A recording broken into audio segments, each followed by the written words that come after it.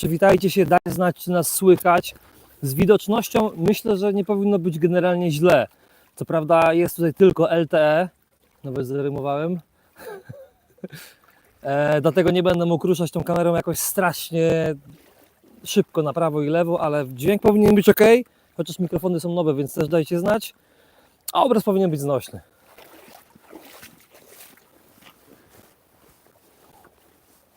Cześć, nie wiem czy mnie słychać, bo ja nie widzę ekranu. Michał to potwierdzi, ale może zacznę gadać, żeby nie było takiej całkowitej ciszy.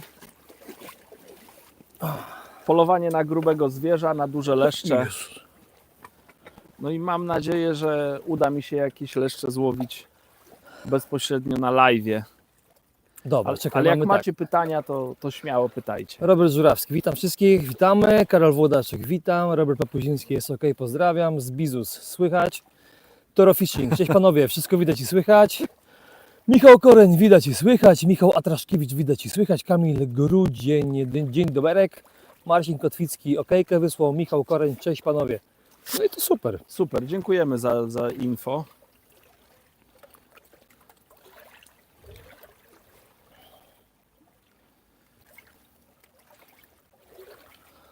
Tak Na jak razie- widzicie w tytule, jesteśmy gdzie jesteśmy. Paweł Podgórski, pozdrawiam, cześć. Pozdrawiam. Siema. Na liczniku na razie jest 12. Także srogo myślę. Ciekawe, czy się uspokoją, jakby odpaliliśmy live'a, Czy są nieśmiałe, czy raczej Tak. mają parcie na szkło? czy raczej chcą, żeby obejrzało ich trochę osób na żywo. Pogoda się diametralnie zmieniła, szczerze mówiąc. Skończyliśmy nagrywać film, myślę, z 15 minut temu i od tych 15 minut, nie? Zaczęło, tak, wiaterek jakiś się zerwał, ich więcej chmurek na niebie się pojawiło. Tak. Pablo, cześć, pozdrawiam. Krystian Karkoszka, witam. Robert Papudziński, gdzie jesteście? Robert, masz w tytule. Dzierżno duże.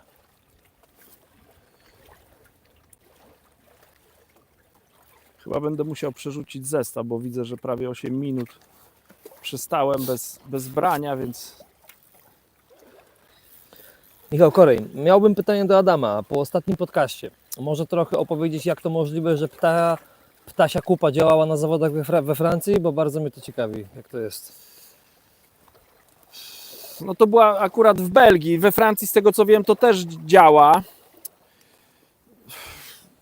Ja myślę, że no Francuzi mają chyba i w ogóle tam ten rejon Europy ma bardzo duże tradycje, jeśli chodzi o łowienie zanętami z odchodami gołębimi, więc oni chyba to dosyć dobrze już dopracowali i no umieją te odchody pozyskać. Nie wiem, czy ktoś w Polsce przygotowywał w ten sposób odchody, tak jak opowiadałem w filmie, że miał świeże z gołębnika. Te, które do tej pory gdzieś tam ja używałem, nawet w Polsce na zawodach, to były po prostu suszone odchody, które trzeba było zalać wrzątkiem. Zarzucę i wracam do gadki. Ale będziesz jeszcze kontynuował? Tak, jeszcze Dobra. o kupie, no możemy pogadać. Będziesz kontynuował o No i- kupie. Ja nie wiem do końca po co te odchody gołębie, naprawdę, tak jakby nie rozumiem po co i dlaczego to jest tak skuteczne. Ktoś tam mówi, że to zmienia pH, czy... No nie wiem, nie mam zielonego pojęcia, ale z tego co rozmawiałem z wędkarzami właśnie tam z Belgii, a głównie z panem Stasiem, no to mówił, że to jest bardzo istotne. Że ten dodatek do zanęty płciowej jest bardzo istotny. Myślę, że w Polsce, jeżeli Myślę, że rzeczywiście... mają fosfor odchody. No, słuchajcie, nie wiem, nie badałem, jakie tam pierwiastki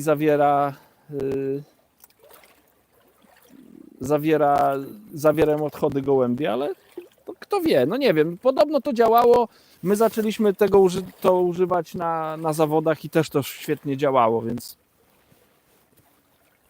Odchody zmieniają pracę zanęty. Tom Fishing Feeder. Jestem ciekaw, czy dziś powtórka z rozrywki, czy lepiej z broniami. to Tomek. To raczej tak. No. Tomku, no coś tam dziubie, no. Nie złowiliśmy tyle ryb, co ty wczoraj, ale coś tam Ale wiesz. początek był lepszy niż wczoraj. Tak. I tutaj mamy takie, czekaj, bo jest tak, Magdalena Szyk, witam panowie, witamy. Dzień dobry, Mirek, witam szanownych panów. I witamy. to były pytania, było ich kilka, więc jakby generalnie jaki towar, jaka taktyka, czy było jakieś wstępne nęcenie? Może jeśli chodzi o taktykę, to nie będę może zdradzał szczegółów, Bo bo będzie z dzisiaj, tego film, nie? tak, dzisiaj przygotowywaliśmy film dla Sonobites Polska. Nie wiem, kiedy pojawi się na kanale, ale myślę, że w ciągu miesiąca, tak bym obstawiał. Myślę, że szybciej. Może nawet szybciej. Więc o taktyce ja raczej nie będę mówił. Jaki towar? No, film dla Sonobitesa łowiłem na nową i łowię cały czas. Zobaczcie, jaka ładna, żółciutka zanęta. To jest mieszanka Sweet Breams i Big Fish z nowych zanęt Natural od Sonobites. Więc tym dzisiaj łowię. Łowiłem też na metodę. Jak widzicie, tutaj mam na drugiej wędce mam zestaw z metodą, ale teraz już się skupiłem na federze klasycznym, więc chyba raczej tutaj na tym live, no to zajmę się tym klasykiem, nie będę łowił na metodę. Były jakieś obcierki, widziałem. Drill and chill, rond and reel. New subscriber, hello from Wisconsin. Oh! Nice that you are here. Hello. Plaster salcesonu. To nick. Szkoda, że moje biuro tak nie wygląda. Słuchajcie, nasze też tak codziennie nie wygląda. Mobilne.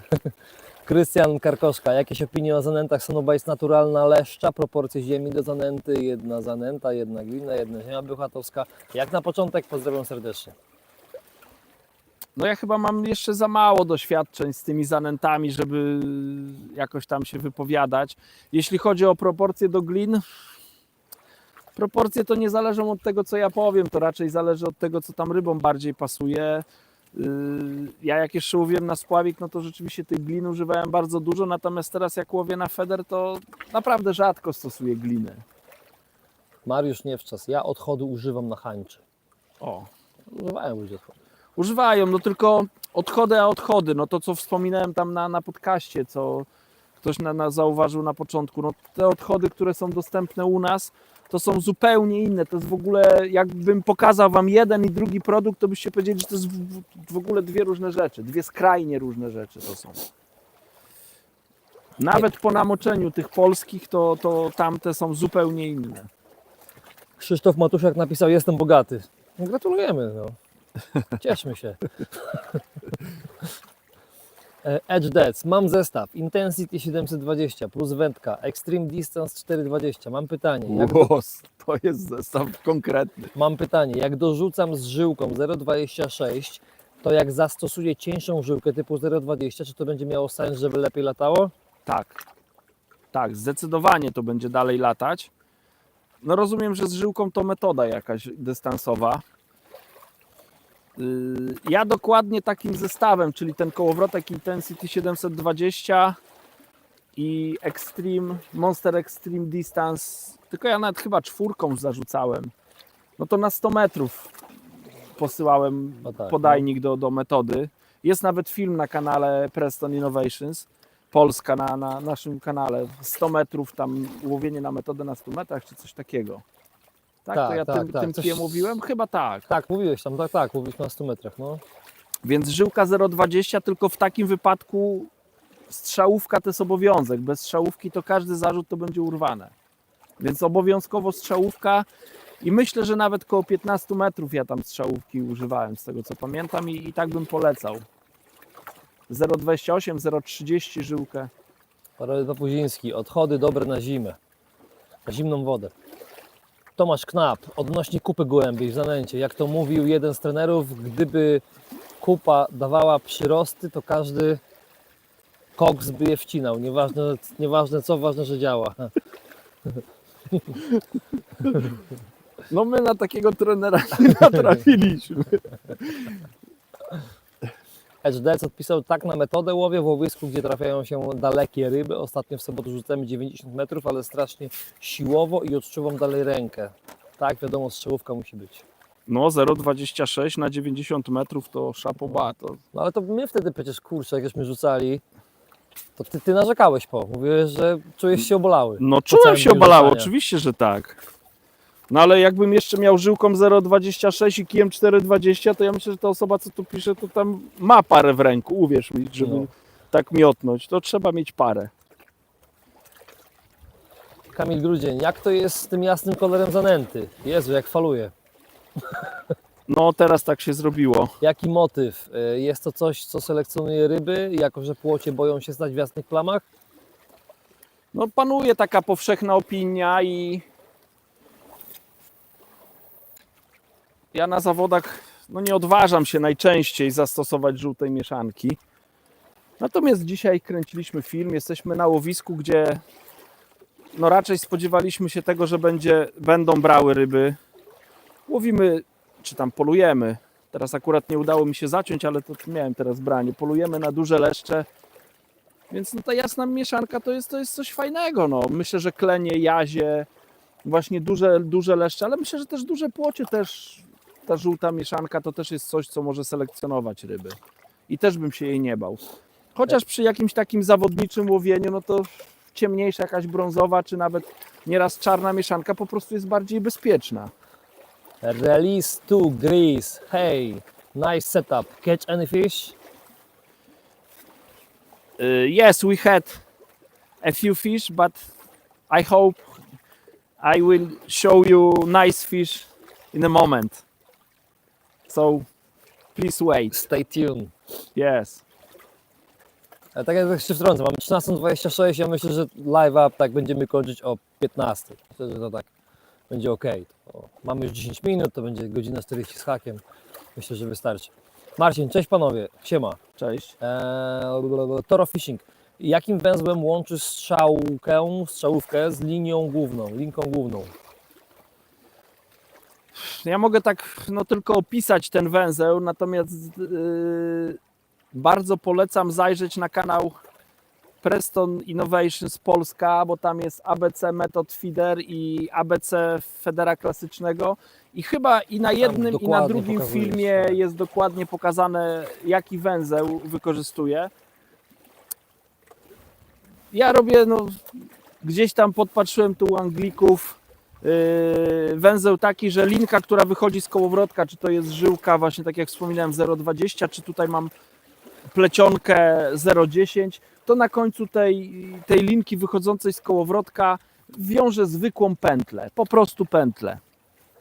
I do tej pętli przywiązuję, kurczę, nie wiem jak ten węzeł się fachowo nazywa, taki, ja to kiedyś jak, nie wiem, krętlik z agrawką albo przypon stalowy wiązałem przy łowieniu na spinning, to właśnie taki węzeł używałem, więc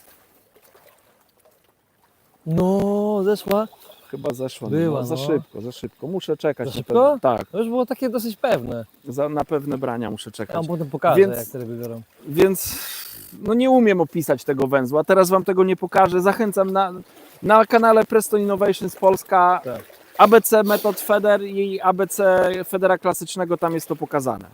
Marcin, cześć panowie, siema. Cześć. Release to Greece, sounds good, thank you. Are you fishing carp? No, we are fishing for bream, but it is a possibility for carp, but I think that there is a plenty carp here, but not today. I think it's too cold for carp fishing. Michał Koreń, czas wracać do pracy, zobaczę potem retransmisję. Kiedy planujecie kolejnego live'a? Michale, w przyszłym tygodniu. Będziemy się teraz live'ować i w przyszłym i za 2 tygodnie. A potem będzie pewnie jakaś dłuższa przerwa od live'ów.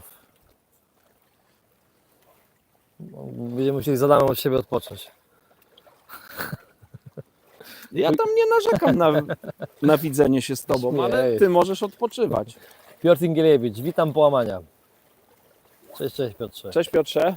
Edge Dead, żyłka główna 0,18 plus strzałówka z 0,26 wystarczy? Chodzi mi o żyłki z Preston Sinking Feeder. Ja chyba wolałbym jako strzałówkę 0,28. Ja stosuję 0,28, 0,26 nie próbowałem, ale bezpieczniej się czuję z 0,28. Chodzi o to, że jak się zarzuca na te 90 metrów... O, kurna. Nie chcę się pokazać. 3 brania miałem. No wiem. I teraz tu miałem odjazd.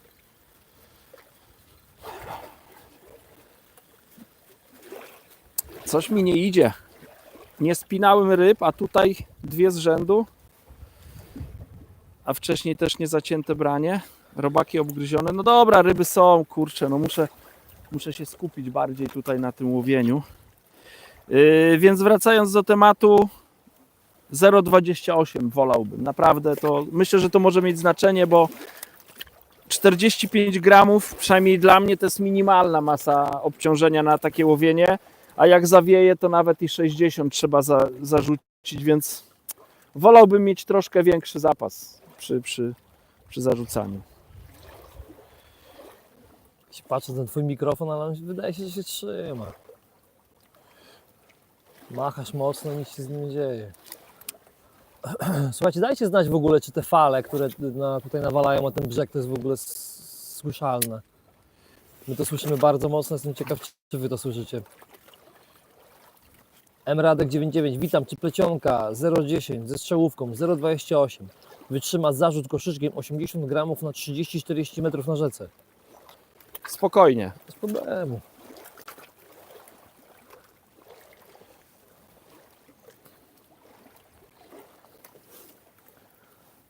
No ale kurczę, wczoraj mieliśmy taką piękną pogodę, nie?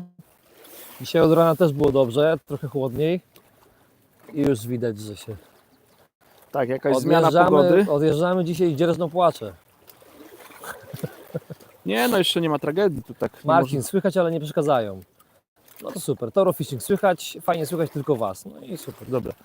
To fajnie, to nowe mikrofony, wiecie, także Dlatego Michał tak się patrzy, bo ostatnio jak robiliśmy live, to to wypada. utopiłem mu. Znaczy, on źle mi przypiął i mi Znaczy, wypadł. zsunął się po prostu, nie?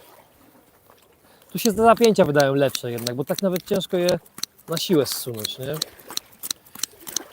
Filip, nie przeszkadza, tylko czasami trzeszczy mikrofon. Filip, jakbyś mógł powiedzieć, który mikrofon trzeszczy? Czy jak ja mówię, bo każdy z nas ma oddzielny. Czy Tak, jak tak. ja mówię, czy jak Michał. No to będę wdzięczny. Zaraz coś podziałamy.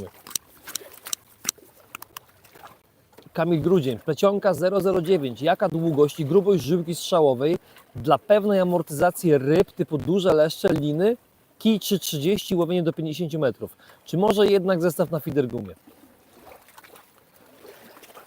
No ja myślę, że do łowienia linów to bo to liny, tak? Tak, tak. Ja chyba na liny to bym zastosował wręcz żyłkę bezpośrednio. Nie wiem, 0,23 i tyle, żeby była amortyzacja. Tak mi się wydaje, no. To nie jest jakiś bardzo duży dystans, więc plecionka jest tu zbędna, ale jeżeli chodzi o strzałówkę, nie wiem, no z 10 metrów 0,28 to myślę, że to jest wystarczające. Oczywiście no wędka, która też troszkę pracuje. I tyle. Plaster salcesonu. O, jest. Ale przeczytam. Nie słychać fal, ale może Dawid Podsiadło będzie miał inne zdanie. Nie No ma właśnie fal, tu są, tu nie są. ma fal. Dobra, czekajcie, zaraz wrócę do komentarzy, a pokażę Wam w ogóle cały hol, jak tutaj to wygląda. Tak, bo ja wstaję akurat do holowania. Łowimy na dużej głębokości, więc trzeba tą rybę pod ten stok podciągnąć i zdarza się, że gdzieś tam na tym kancie, czy gdzieś jak ona bliżej stoku walczy, to po prostu zahacza koszyczkiem o ten stok. Więc wolę tego uniknąć. Już kurczę, tyle ryb napsułem. Tutaj live się zaczął, już mogłem ze 3 ryby Wam zaprezentować, a tylko czułem, że po zębach dostały, więc ojajku. Wpadła? Muszę wymienić haczyk, bo to jest aż... No. Ja przez 2 dni chyba, nie, jedną wczoraj. No, na pewno nie aż tyle. Czekaj, piszą, że obydwa trzeszczą. A, no dobra, ale to pewnie trzeszczały, bo się odsunąłem, co? Bo to chyba o to chodziło. Ale weź tam rób swoje, ja będę tutaj...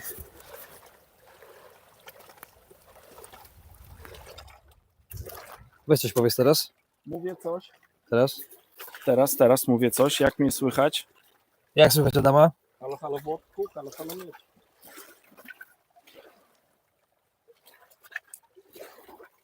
Fishing with Face, przeszedłem i od razu spadła, przepraszam, już sobie idę.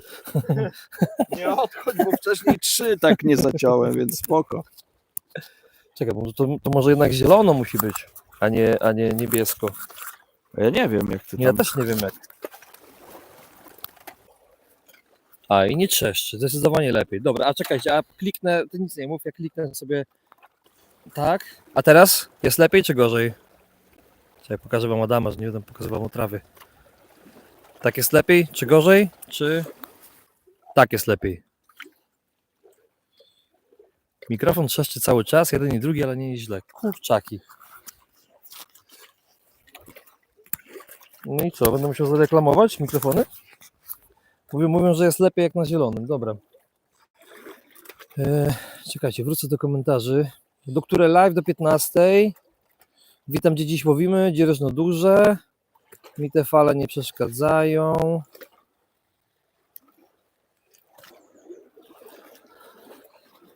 Maddox pisze, że leszcze przeżyją wszystko.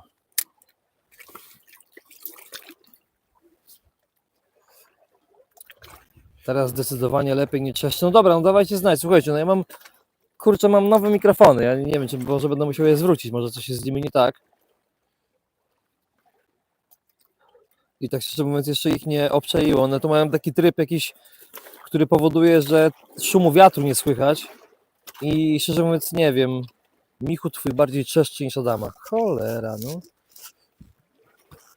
Co, Michał, wyjąć swoje? Nie podoba mi się to.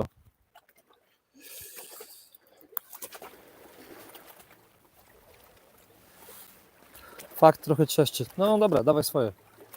Słuchajcie, muszę opuścić stanowisko, daję mikrofony. Przyniosę swoje mikrofony i podłączymy. Zmienimy mikrofony.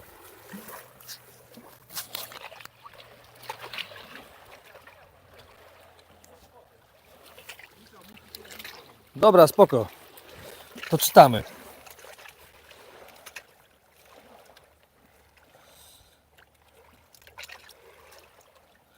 Karol, za chwilę twoje pytania przeczytam, to Adam ci odpowie. Trzeszczą. Kurczę, no. Józef, ja wiem, że tragedii nie było, ale dobrze, żeby w ogóle nie trzeszczały. No, poprzedni mikrofon nie trzeszczał mi w ogóle, więc... A możesz wziąć telefon i zobaczyć live trzeszczy. Filip, mógłbym, ale trochę skomplikowane by było. Adam zaraz przyniesie swoje mikrofony. Baronek S, jak tam bierze coś? Adam dzisiaj ma 12 leszczy. Także coś tam bierze. No teraz były 3 brania, 2 spinki. To akurat nie fajnie.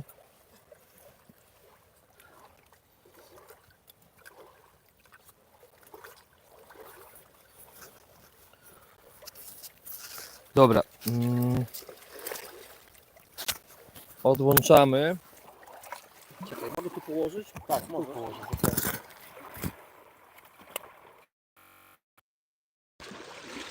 Siach.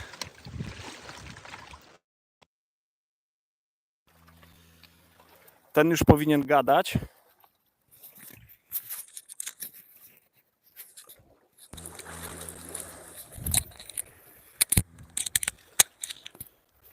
No dobra, słuchajcie, Dajcie znać. mamy nowe mikrofony. Dajcie znać, czy jest coś lepiej, czy dalej trzeszczy, bo jeżeli to dalej coś trzeszczy, to niestety to chyba raczej zasięg mikrofony. O, dobra. Karol Włodarczyk, czy uchylicie rąbka tajemnicy, gdzie...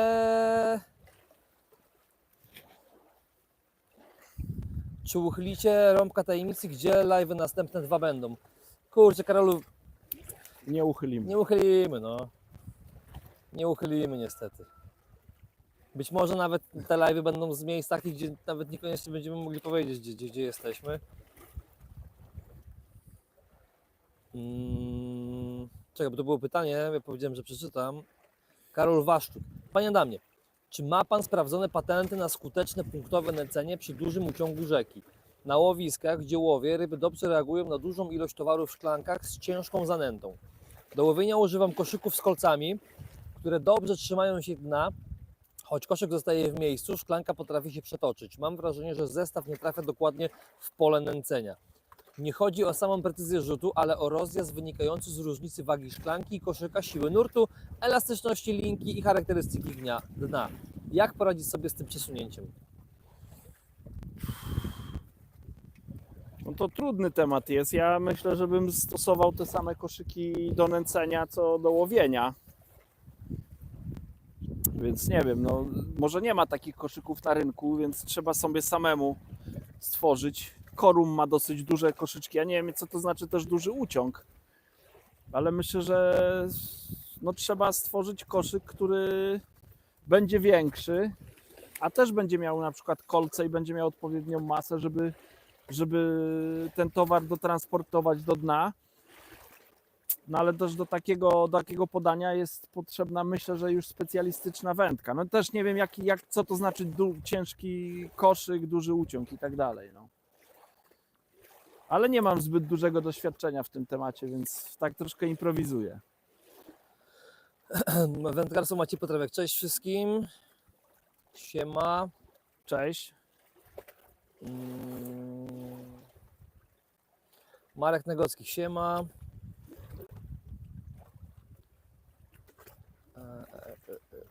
Małgosia G. Za zimno na leszcza. Nieprawda. No zimno jest, ale można je złowić. Ja teraz, kurczę, 4 brania miałem, aż wstyd się przyznać. Nie wiem, czy to ten... Aż zobaczę ten haczyk, który zdjąłem, bo może powinienem zmienić przed live'em rzeczywiście, bo nie, no i nie jest jakiś temp. Nie wiem, o co tu chodziło. Nie mam pojęcia. No i tak, tu ludzie piszą, że Kamil pisze, jest znacznie ciszej, ale trochę trzeszczy, ale da bez problemu się oglądać. Kurczę, to chyba pewnie chodzi o zasięg, wiecie co, albo... No chyba tak, no bo Albo nie te wiem, mikrofony już są sprawdzone, bo Tak, używaliśmy tak, tych tak. mikrofonów. Ale jest naprawdę znacznie ciszej, no Czekaj, jeszcze wstanę i może auto zamknę, bo tak wybiegłem. Mam nadzieję, że drzwi zamknąłem. możesz Adam sobie ten mikrofon po prostu też troszeczkę wyżej brody podnieść.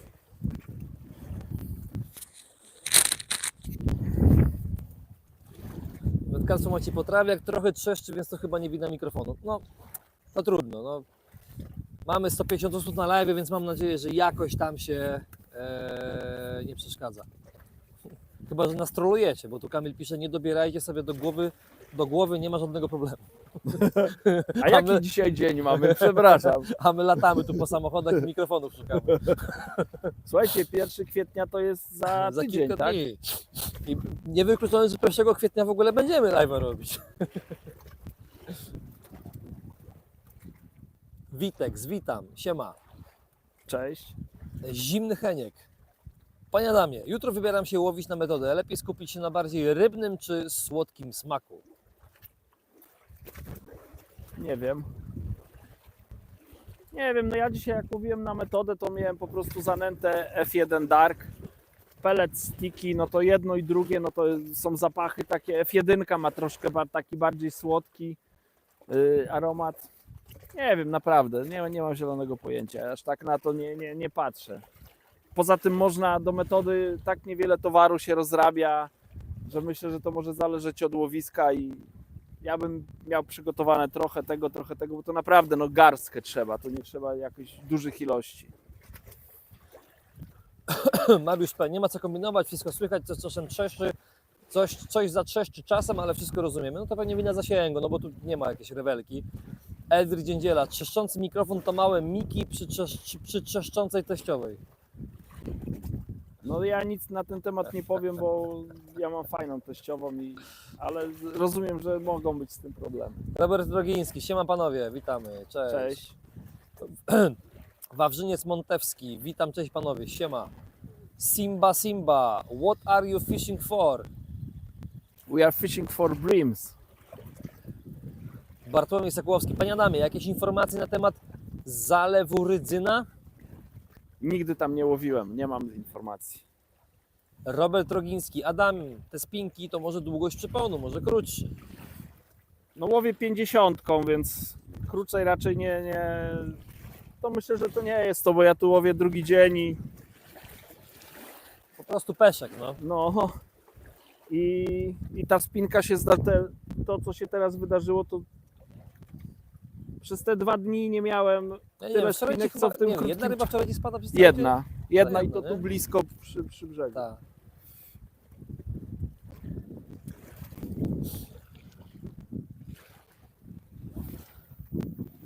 Such a Jerk Custom Lures. Witam serdecznie, Połamania.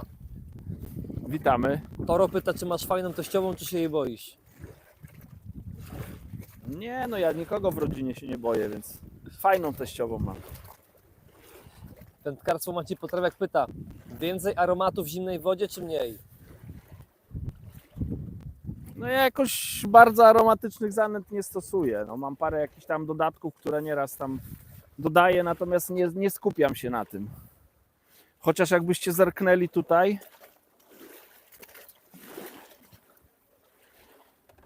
To dzisiaj trochę kombinowaliśmy. to moglibyście jakieś fałszywe wnioski wysnuć. M. Radek 99. Na którym metrze łowi pan Adam i jak wygląda charakterystyka dna na stanowisku? Łowię na 40, dokładnie 44 metrze. No to dno idzie, nie wiem jak tutaj, ile od brzegu jest spad, ale po prostu to dno, nie wiem jak to, tak będzie, opada, jest załamanie i później tak jak ja łowię, tam dalej dno opada, jeszcze tak za tym 44 metrem dno opada, ale już ten spadek jest niewielki. Ja tak jakbym łowił zaraz za kantem łowię, na tej głębokiej wodzie za kantem. Tak mi się wydaje. Andrzej Madrive Kaloe. Pozdrawiam ze Szczecina. Grzegorz Pozdrawiamy. Repoliński. Witam, pozdrawiam z Norwegii. O, pozdrawiamy. To tam Małgosia nas też pisze, słychać. też na ryby pójdę, jak będzie cieplej.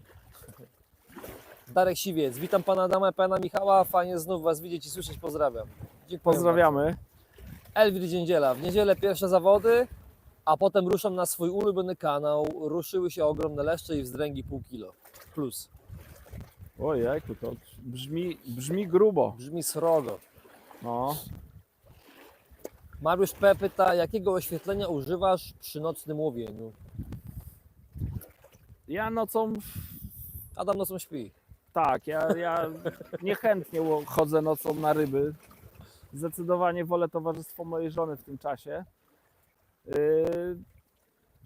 Mam latarkę czołową, którą gdzieś tam używam, jak miałbym jechać, ale najczęściej to jej używam do jakichś tam przygotowań i to raczej rannych przed wypadem na rybę, ewentualnie wieczornych, jak następnego dnia się szykuję, więc chyba nie jestem kompetentną osobą, żebym polecał jakąś tam latarkę. Ostatnio też była mowa a propos latarek na live'ie, Tak, wcześniejszy. To Tam był ludzie długi- polecali różne lata. długim live'ie i tam kilka ciekawych takich informacji padło, może tak podpowiem to, co tam akurat też ja się dowiedziałem, no to wędkarze, no chyba tacy, co mają dużą praktykę w łowieniu nocnym, no to polecali latarki, które mają czerwone oświetlenie, że podobno ono nie przyciąga komarów.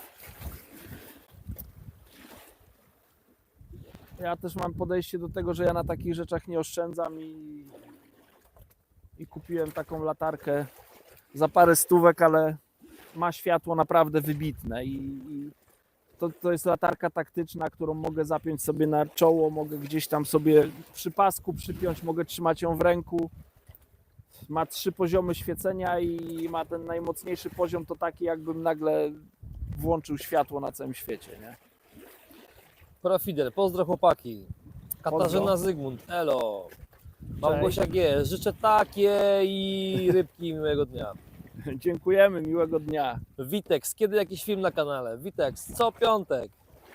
Co piątek od ponad 3 lat. O godzinie 18.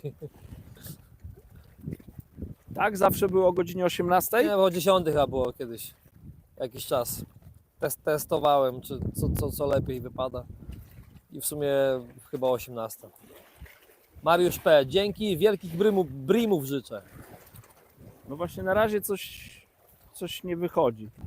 No, ale to może być też kwestia tej spinek w łowisku, nie? Niestety. No ale 3, a później ten 1 to był daleko od łowiska, więc ja... Aha, i to nie był daleko, tak? No tego, przecież to ja już A go już- wyciągnąłem a tutaj już go blisko. wyciągnąłeś Tak, kawałek. tak. Elwir Dziędziela. Uwielbiam łowić nocą i startuję w maratonach 24H. Używam rowerowego oświetlenia na fajce D36, które punktowo oświetla szczytówkę i pomaga podbierać ryby. No to też jest ciekawe. To akurat o tym rowerowym oświetleniu to też Zbyszek Milewski mi mówił, jak tam byliśmy w Nowej Soli. Pamiętasz? To też opowiadał, tak. że rowerowe oświetlenie. Trochę donęcę sobie łowisko w O, międzyczasie. To go obciera, myślisz? Nie wiem. Ale widziałeś to, nie? Nie, dalej coś tam. No tak się zastanawiam, bo tu jest taki jakiś śmieci są na wodzie, Aha. którą plecionkę nie zawadza, ale to dosyć mocne Nie, było. nie, to było mocne. Rzucę ze 3 koszyki, mam nadzieję, że troszkę je pobudzę. Nie, no tak, no nie, bo nie chcę rzucać hasłem, że nie skończymy live'a, dopóki nie pokazują mu chociaż jednej ryby, bo Tak. się może skończyć dla mnie źle, ale ja mam tu, wiecie, 5,5 godziny drogi do domu. Wędkarstwo Maciej Potrawiak, może latarka z UV na owady, jak w szpitalach.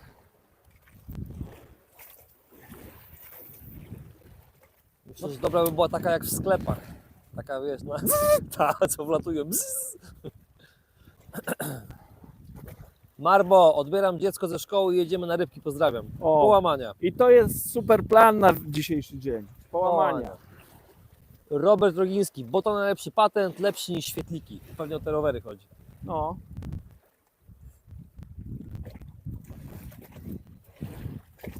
Ale się rozwiało, no.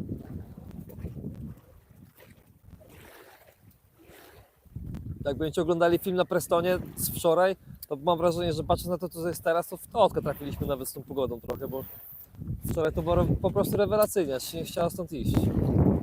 Ale i dzisiaj było jeszcze Nie no, godzinę było, temu. tak, no ale teraz już jest tak, wiesz, Już się zaczyna męsko robić. tak.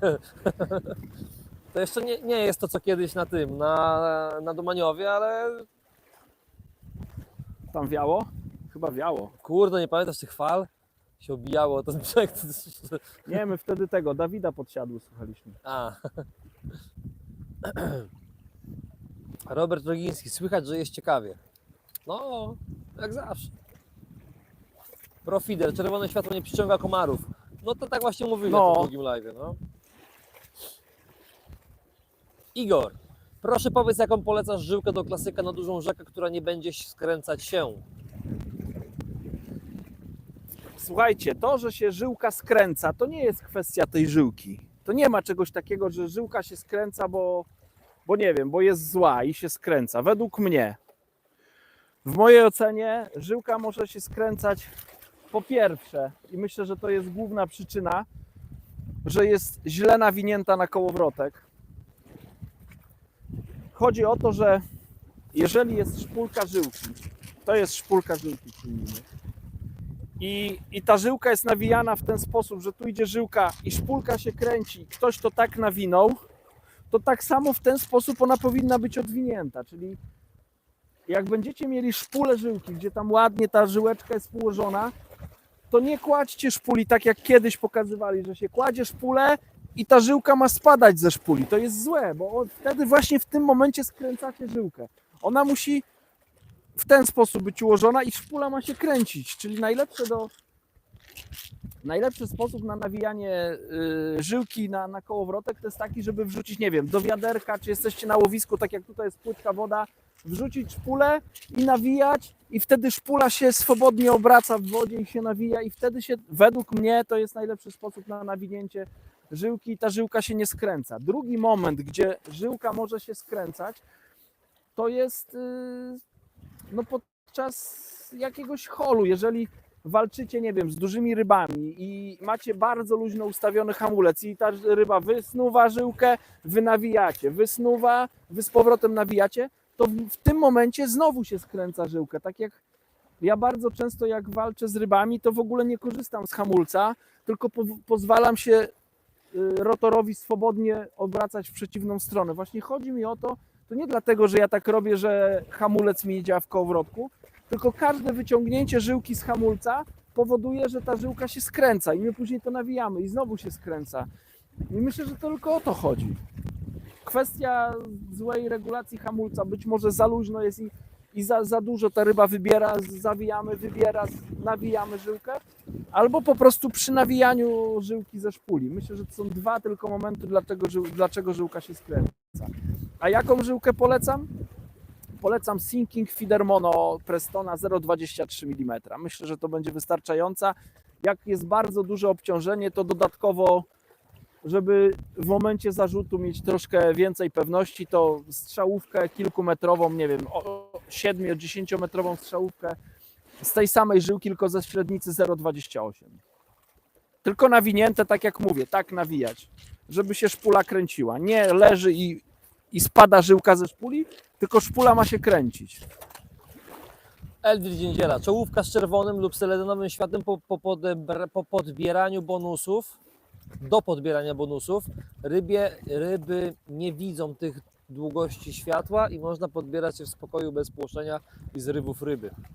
No to widzicie, to macie informację od praktyka, który wędkuje takim i ma doświadczenie. No to ja się sam też uczę, bo ja o tym nie wiedziałem. Oskar Kunicki, cześć Adam, mam pytanie o szczytówki. Duracarp Feeder 9 stóp ma 1 OZ, 2 OZ, którą używać i dlaczego i kiedy?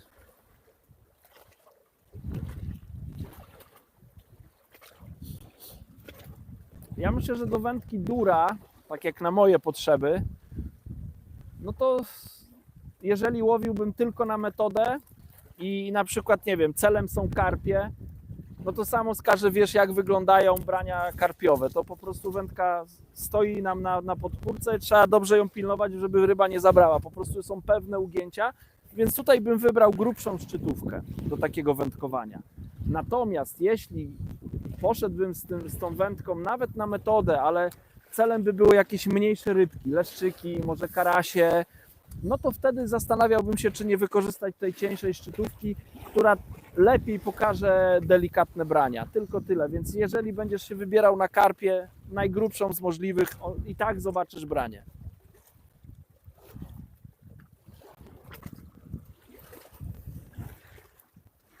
Mi się wydało, że jedno to było, chociaż tak jak mówisz, może syf. Toro Fishing, masz wypracowane jakieś swoje procedury, aby utrzymać ochotkę i jokersa w dobrej kondycji?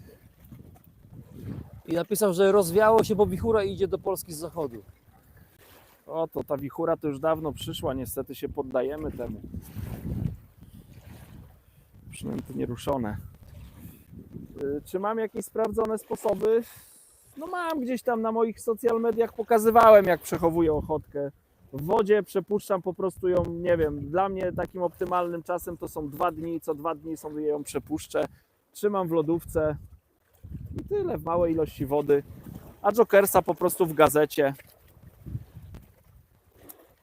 Lepiej jak w lodówce jest cieplej, jak chłodniej. Może to głupio brzmi, ale nie róbcie jakiejś takiej temperatury, nie wiem, 3 stopnie, bo to będzie za zimno. Troszkę większa temperatura i tyle, no. I będzie sobie żyć.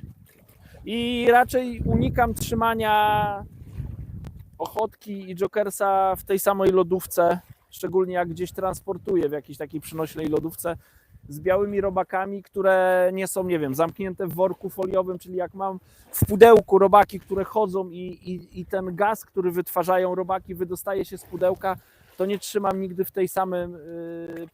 w tej samej lodówce co ochotkę i jokers, bo zdarzyło mi się, że to, co te robaki z siebie wydaliły, no to miałem wrażenie, że to zabiło jokersa i ochotkę. Po prostu ten gaz to nie jest coś, czym one oddychają. Wawrzyniec Montewski. Panie Adamie, feeder do metody na krótkie dystanse. Jaki kijek Pan poleca? Podajniki do 40 gramów. A co to jest feeder na krótkim dystansie? Proszę zdefiniować ten dystans w metrach. Jakub Bombik. Hej Adam, co się stanie, jak będę łowił na metodę, ale z luźnym przyponem, jak w przypadku klasyka? To już koniec pytania. Proszę próbować. Ja na przykład zdarza mi się też tak łowić właśnie z luźnym przyponem. To oznacza, że nasza przynęta będzie gdzieś blisko tej kubki, nie wiem, peletu czy zanęty, którą mamy w metodzie, no ale przypon mamy 10 cm najczęściej, więc to jest bardzo blisko tej kubki. I ja w ten sposób łowię przynętami, które według mnie nie nadają się do ubicia w foremce. No taką przynętą w mojej ocenie, ja wszystko widzę, Michał. Ja wiem. Taką przynętą w mojej ocenie na przykład są białe robaki założone na bagnet, czy kawałek dendrobeny. No to nie jest przynęta, która dobrze się trzyma w foremce. One tam się ruszają, więc rozbijają zawartość. Także ja jak na przykład łowię na takie żywe przynęty, to po prostu nabijam podajnik oddzielnie, przypon sobie wisi oddzielnie i można tak łowić. No, słuchajcie, to co jest powiedziane w wędkarstwie, w każdej dziedzinie, to jest dobre do któregoś momentu, bo w pewnym momencie przychodzi ktoś mądrzejszy i mówi, to nie jest dobre, trzeba to zrobić troszkę inaczej. No i przez to jest rozwój w każdej wędkarskiej dyscyplinie. No, kiedyś na szczupaki były dobre wahadłówki, później ktoś tam wymyślił obrotówki, gdzieś tam dalej to zabrnęło, ktoś tam skonstruował woblery, jeszcze ktoś inny wymyślił, że będą gumowe przynęty, a teraz te gumowe przynęty no to wyglądają bardzo realistycznie i też są bardzo skuteczne, a też się okazuje, że nieraz ta wahadłówka, która wcześniej działała, też znowu działa, więc no trzeba cały czas szukać nowych rozwiązań, więc jeżeli macie jakieś pomysły, tak jak na przykład z tym przyponem na zewnątrz, po prostu trzeba zarzucić zestaw i to sprawdzić. Jak działa, to znaczy, że jest dobre. Robert Papuziński, jakieś fajne rybki wpadły, musiałem na 20 minut przerwać. Nie, no nic nie wpadło. Nie, żadnej ryby nie złowiliśmy na live, niestety. Ale jeszcze mamy czas. Kamil, co to za kable wystają z wody? Gdzie? Nie ma żadnych kabli. 1 kwietnia, cały czas nas tu trolują. Mradek 99, a na rzekę, gdzie używa się koszyczków 80 gramów, 100 gramów plus towar, używał pan by plecionki czy żyłki? No to też zależy jakie ryby, ale przeważnie żyłki. No jeżeli jest, nie wiem, pełnia lata, duże ryby, pewne brania, takie wskazania, no to zdecydowanie żyłkę. Plecionka to według mnie to nie zależy od masy koszyczka, tylko no ja bym raczej, no chyba, że naprawdę jest bardzo duży uciąg i zależy nam, żeby cieniutka linka była w wodzie, no to może wtedy ma sens zastosowanie cieńszej plecionki niż żyłki. Natomiast no ja podchodzę do plecionki, że to jest lepsza po prostu sygnalizacja brani. Stawiam na plecionkę dlatego, że ona pokazuje lepiej brania jak żyłka. Tylko. Znowu coś tu się zadziało.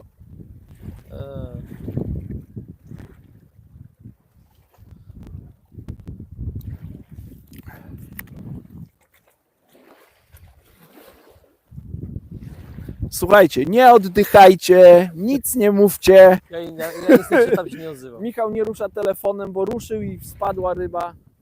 Nie no, żartuję sobie. Mam nadzieję, już wymieniłem haczyk. O, ale ta walczy ładnie. Także może niedużo będzie ryb, ale będzie grubo. Na fali les wali. No właśnie, właśnie. O fuck. Dobra, to ja przeczytam takie rzeczy, na które nie musi odpowiadać. Maniek, hej wszystkim, miło znowu z wami powędkować. Szkoda tylko, że jak w sketchu, jeden łowi jak się patrzy, 50 patrzy jak się łowi. Dobre, dobre. To tak na rozweselenie humoru. Dobra, bierę telefon. Wyciągnąłeś go tutaj? Z tego? Jeszcze nie. Nie, no bo ta ryba tam naprawdę Widziałem, ostro tam walczyła. tańczyła nieźle w Tańcowała miejscu, no. tak.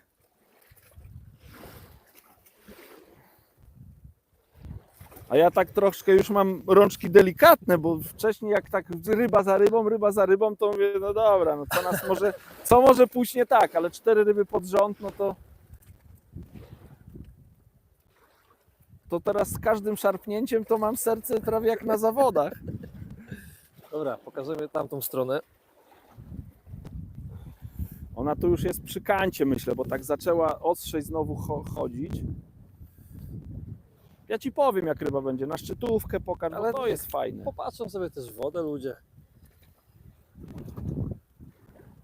Bo ona tutaj naprawdę fajnie. Zdarza się, że szarpnie kijem tak srogo, że...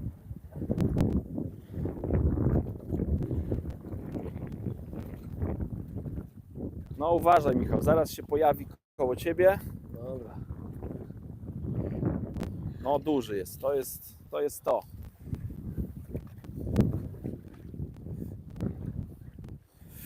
O, jest łopata konkretnie. To jest ponad 65 cm, chyba jak nic, pod 7 dych.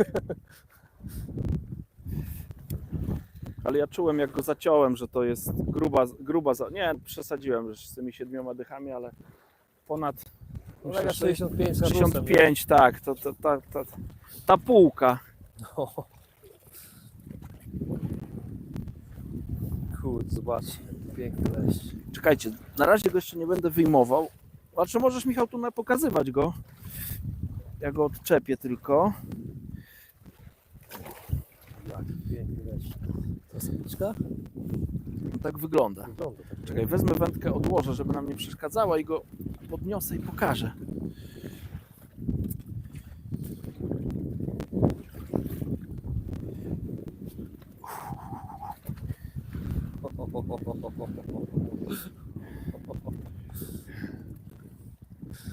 No zobaczcie, no piękna ryba, no o takie ryby tutaj chodzi, dlatego to nie jest tak, że jedna za drugą. Jest konkret. Takie rybki. Jest konkret. No dobra, wypuszczam go. Wypuszczasz, Będzie tak? następny. Ją chyba, co? Ją. Goleszcza w sensie, że gatunek. Wiem, śmieję się. Ale to majestatycznie po prostu. Wie, że nic mu nie grozi. Popłynęła pani. Cieszę się, że jedną złowiłem, może będą kolejne. Także wskoczyłem na 13 na liczniku. Dobra.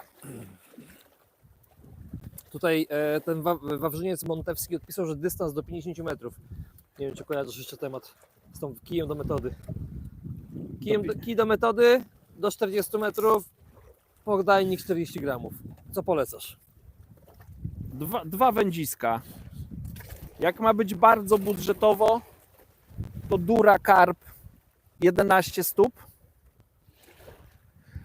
Dura Carp Feeder 11 stóp. A jak ma być troszkę drożej, ale też nie jakoś tam bardzo drogo, bo to myślę, że do 5 stów z jakimś może haczykiem albo nawet nie, to Monster X 11 stóp. Oba kije do 50 gramów z tego co kojarzę, więc świetne wędziska. Prod rolnictwo, mówiłeś kiedyś tam w Siemianówce? Tak, łowiłem, miałem tę przyjemność. Fajne łowienie, akurat tam byłem na zaproszenie Patryka z Drapieżnika i właśnie z Patrykiem łowiliśmy z chłopakami z Feather Fans. Wspaniały weekend, to był wspaniały weekend, tam złobiliśmy wiele leszczy. Nie były duże może leszcze, ale było ich naprawdę dużo. Ja tam po kilkanaście kilo każdego dnia łowiłem. Teraz masz komentarze w trakcie holu. Fishing Face, nie oddycham. Witex, oho. Marcin, holuj, bo na bezdechu jestem. Słuchajcie panowie, ja wam bardzo dziękuję. Ja czułem wasze wsparcie i się udało. No. All about fishing, Piotr Nadolny. Jak walczy, to mała, poniżej 60, duże nie walczą. No to masz przykład. Prometia, czy ten live będzie zapisany? Oczywiście, jak każdy, retransmisja będzie. Robert Drogiński, zacne bydle, ale bydle. Jakiego leszcza złowił, nie? Fishing with Face, ej, miał być dla mnie do wędzenia. Paweł Żelazowski, pięknie, gratulacje. Piękna ryba. No. Już dzisiaj was, no to chyba wiele nie zdradzę, ale zapraszamy was na filmy Preston Innovations Polska, tutaj właśnie z tego łowiska, i drugi film Sonu Bites Polska, też na YouTubie. Jeden i drugi film myślę, że w ciągu miesiąca się pokażą i no, wiele takich ładnych leszczy będę mógł wam zaprezentować. A nawet i chyba większych. No, Grzegorz Bartosiewicz. Cześć Adam, mamy zawody na karasiowym łowisku. Jak podejść do łowienia, gdy woda jest jeszcze zimna? Zawody w fiderze klasycznym. Kurczę, nie wiem, z tymi karasiami to też zależy od pogody danego dnia, bo to może być tak, że jest ciepło i one mogą być już na płytkiej wodzie, która szybciej się ogrzeje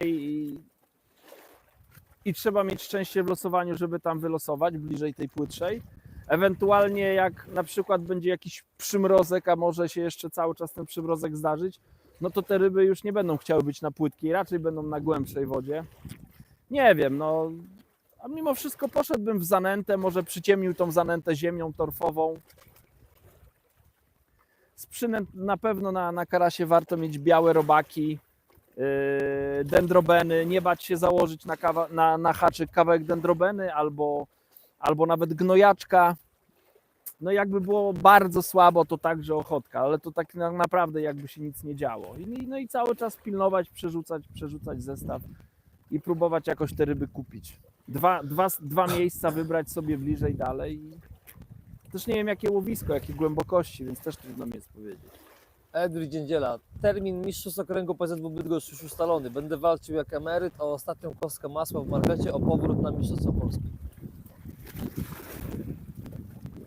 To trzymam kciuki. Mam nadzieję, że moi koledzy pozostali z Bydgoszczy, Remek i Kamil mnie nie słyszą, bo za nich też trzymam kciuki. Wędkarstwo Maciej Potrawiak. Karpie z komercji będą? Maciej, ogólnie na kanale będą, ale ja nie wiem, czy z Adamem, bo my teraz się widzimy wiele razy, a jeszcze konsultantów mamy też innych. Więc ja nie wiem, czy z Adamem będą karpie komercji. Nie wiem, może jakieś będą, ale czy będą? Czas pokaże, czas pokaże. Planów nie ma. Łukasz Westfal, co używasz za towar? To jest zanęta Sonubite z serii Natural, nowe zanęty, które niedawno Sonubite zaprezentował. No i to jest mieszanka, paczkę dałem zanęty Sweet Brims, tak to się nazywa dokładnie, a druga Big Fish. 1:1 wymieszane.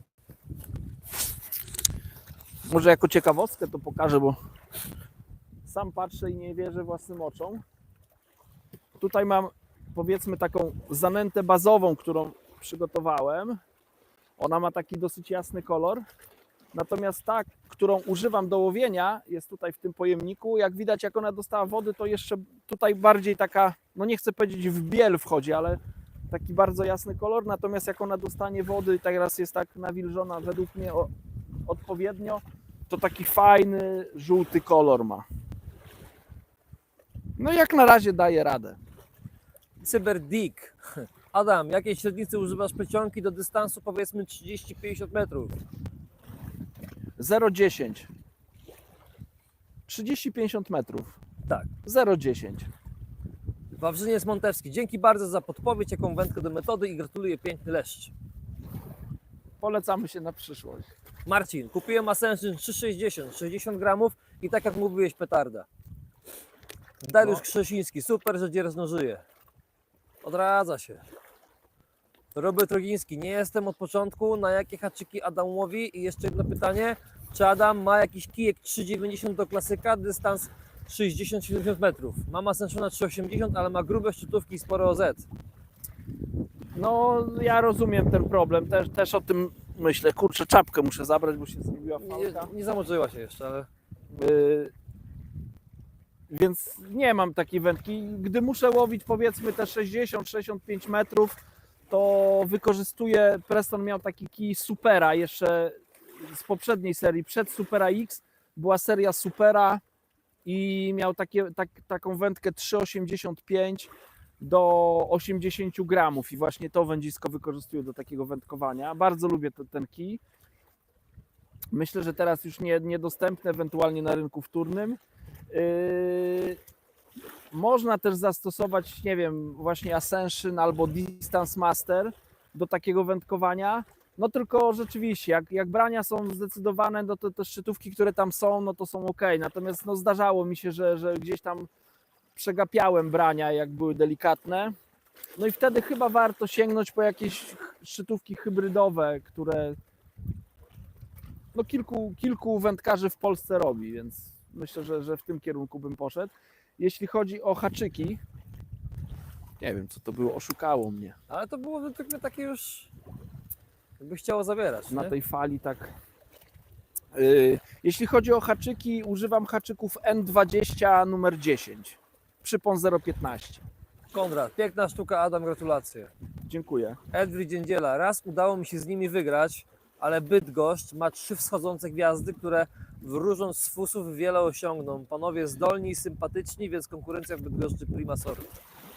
No to dobrze, bo jak jest konkurencja, to trzeba się dobrze przygotowywać, dobrze zmotywować i jest rozwój. Robert Rogiński, dziękuję za odpowiedź. Ten 3,80 sprawdza mi się na jeglu, na stawie 4, bo tam trzeba machnąć. No tak. No ale na taką wędkę to i Ascension albo i Distance Master jest ok. Bo tam karpie zabierają kija.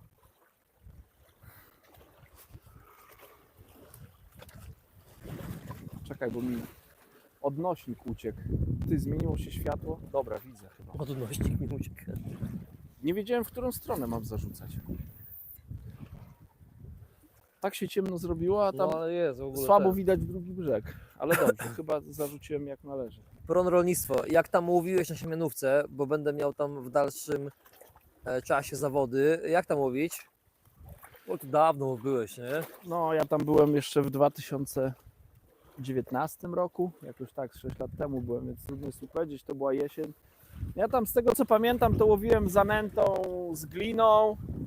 Jedną mieszankę miałem taką chyba 2:1 nawet na korzyść. Chyba na korzyść. Nie, no nie chcę ściemniać, ale mieszankę zanęty z gliną. Dosyć dużo tej gliny tam było no i tam było bardzo ważne, żeby nie podawać zbyt wielu przynęt, a dobre przynęty to były według mnie pinki i białe i jokers. Nie mogło być zbyt wielu przynęt i nie mógł koszyczek za bardzo smużyć, żeby te leszczyki się nie podnosiły, więc tam używałem koszyki, które oklejałem taśmą taką izolacyjną, żeby za dużo się z tego koszyka nie odrywało. Więc... Ale my na Prestonie mamy film z Siemianówki, ja chodziłem tam z chłopakami. Ja myślę, że tam oni tak naprawdę bardzo ładnie, no oni w ogóle bardzo dobrze połowili tych leszczy, tych siemianowskich. I ja myślę, że to warto. Tak, to zachęcamy. Warto do No, tego filmu Patryk wrócić. i Bartek to specjaliści federowi, więc jak najbardziej warto zerknąć na ten film. A oni nam połowili ładnie tych leszczy. Marian Paciaciak, elo, co tam połapałeś? Na liczniku mam 13 ryb. Nie było mniejszej, myślę, jak 2 kilo. A największe myślę, że nie wiem, czy ta, która ponad 3 na pewno. No nie chcę strzelać, ale 3,5 kilo myślę, że dzisiaj Spokojnie, było. no. Myślę, że spokojnie. Słuchajcie, jak macie ochotę, to możecie, bo ja nie mam jak z telefonu, udostępnić gdzieś tam u siebie tego live'a, żeby tam wbiło jeszcze do nas więcej osób. My jeszcze dla Was będziemy dostępni aż prawie godzinę, więc Ojejku, tak? można jeszcze pogadać. Ale patrzę na tą pogodę i tak powiem Ci, patrzę i tak nie wiem, czy z tego nie będzie coś padać. Michał, weź ty mnie nie strasz, no ty się zawiniesz i pojedziesz, a ja z tym biurem imponującym zostanę tutaj. Dmuchaj tam pod chmurę.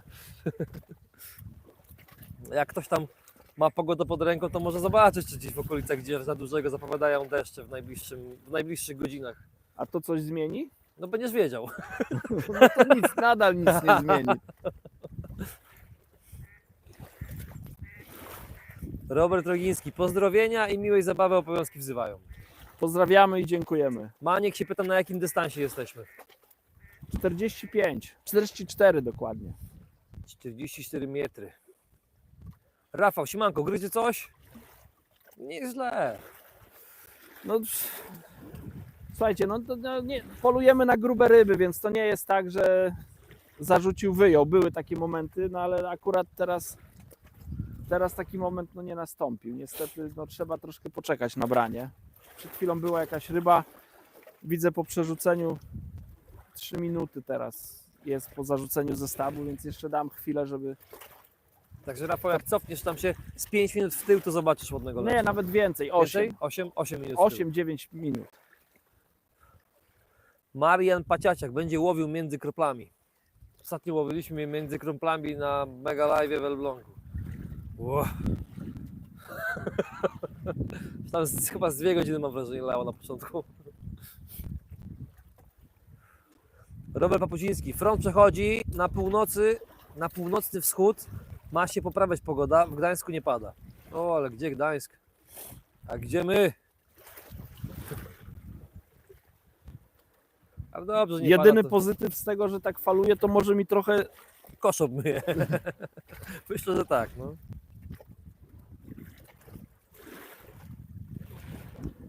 Elwir Dziędziela. Wczoraj wyciągnąłem z piwnicy swoją hodowlę czerwonych robaków. Może poczują wiosnę. Życzę robaczkom owocnego pożycia, z chęcią będę zabierał je na ryby. Jedzonko, kartony, czy tam wytłoczki po jajkach i będzie ogień. To była obciera, czy nie? Tak myślisz? Nie, była falka Fala? i tak pociągnęła, to akurat widziałem, pociągnęła plecionkę, o tak jak teraz, zobacz te falki.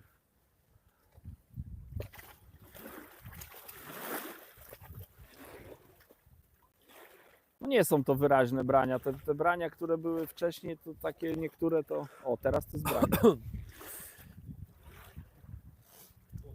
Teraz było.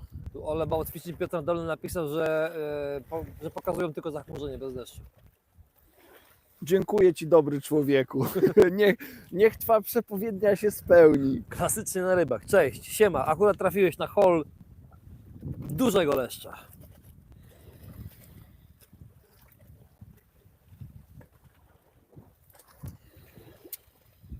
I klasycznie na rybach napisał: rozważ zakupienie Jokersa na Grand Prix Polski w Szczecinie. Ja zawsze tam mam Jokersa. Ale do końca kwietnia to tam się, myślę, wiele zmieni.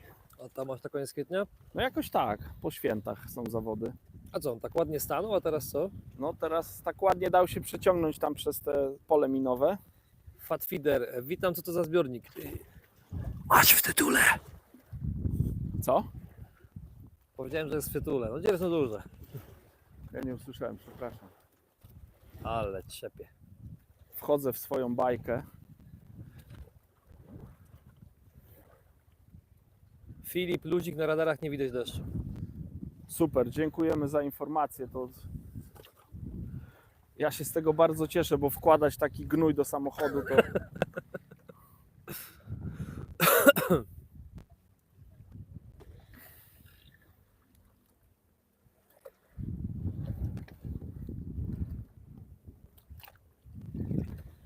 O, do mnie idzie.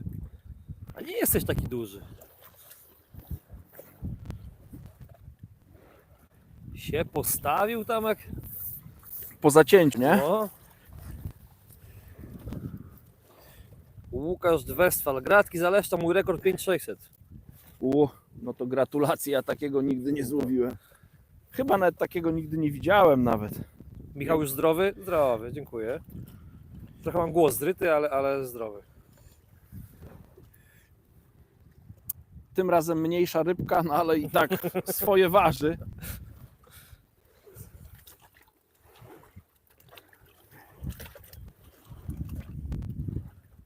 Rafał, no ładny, idealny do zabawy. Fatfeeder, dzięki, nie zauważyłem. Połapane, dziękuję za recenzję szczyc do podbieraków. Kupiłem Respons Ultra, Mistrzostwo Świata, pozdrawiam. No respons jest petarda.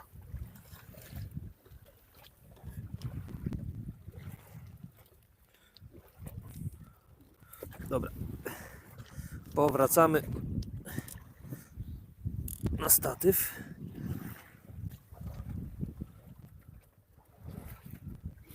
Łukasz Westfal, zapraszam do Szwajcarii na takie rekordowe leszcze. Kiedy mamy przylecieć? Już możemy przyjechać. Ale co, do Szwajcarii bałtowskiej? Czy takiej Szwajcarii prawdziwej? Witek, zazdroszczę, ja leszcza mam rekord może około 1,5 kg. No to już też piękna ryba, no. No jasne. Chociaż Ja wczoraj pobiłem swój rekord leszcza. tak, Michał przekroczył 60. Tak, miałem 55, wczoraj zrobiłem 61,5. Maniek, około 15 ma się przejaśniać. O! Kurde, to za 15 za 37 minut. To na razie nic na to nie wskazuje. Ale to pewnie wiatr przewieje, nie?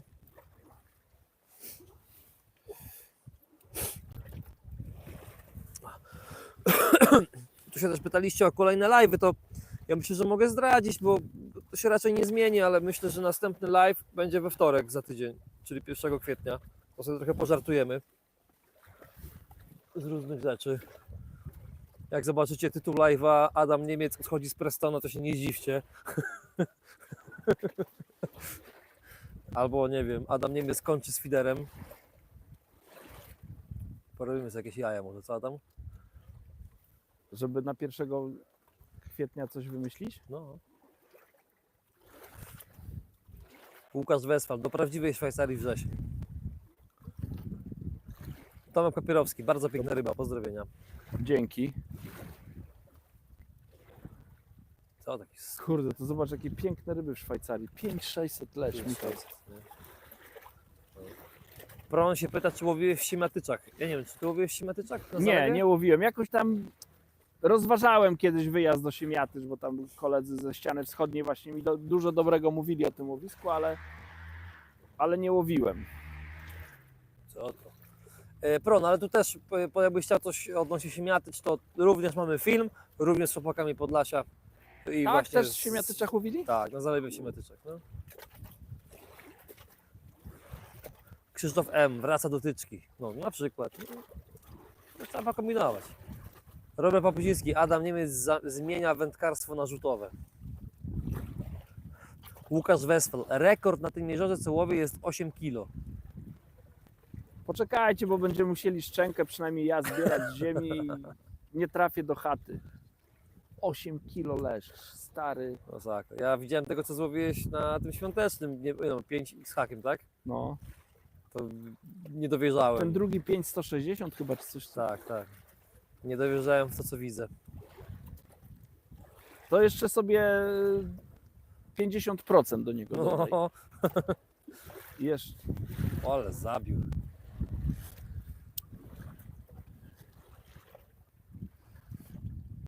O, To takie ciekawe branie dosyć. ten jest srogi znowu. Tak wygląda. Na razie stoi.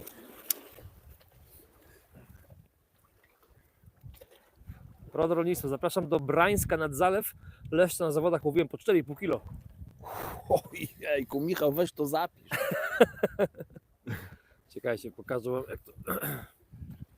Ona jest stanu, nie? Nawet nie tyle co stanu, tylko chciał jeszcze się wyrwać tam dalej. Cały czas tam na tym stoku nie odpuszcza, a ja tam wiem, co się dzieje z koszyczkiem, bo jak się trochę zapomniałem, to koszyczek szorował mi po tym stoku, jak za wolno zwijałem. I Arson Jarecki się pyta, czy mamy jakiś alkohol. A to tak brzmi, czy co? Nie, my tak tylko wyglądamy. My tak naturalnie na co dzień. Nie, ale naprawdę, jesteśmy trzeźwi. Bo dzisiaj wracamy. Edwin Dziędziera, 1 kwietnia Adam zostaje prezesem ZGPZ2 i wprowadza jedną składkę na cały kraj. Nie no, prezesem to ja nie zostanę tam. Słuchajcie, ja raz byłem na wyborach okręgowych w okręgu mazowieckim i widziałem, jak to się wszystko odbywa, co trzeba zrobić, żeby się dostać tam do tych struktur, to uwierzcie mi, w kole można zrobić rewolucję. W okręgu nie macie szansy zrobić rewolucji, a w Polsce to w ogóle chyba łatwiej szóstkę w totka trafić. Tam jest tak wszystko poukładane, więc... Maniek pisze, że mamy, ale do odkażania. No słuchajcie, możecie pisać, on lub ona jest już blisko, także wpiszcie w komentarzu, co tam obstawiacie. Samiec czy samica, 65 plus, czy mniej. A ja idę pokazać wam go z bliska.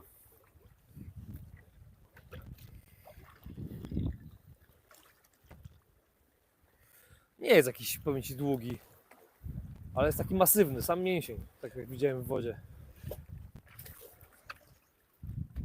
Czekaj, Narwaniec. ale gruba jest. Gruba, strasznie gruba ryba, tak dlatego mówię, że taka nabita ryba.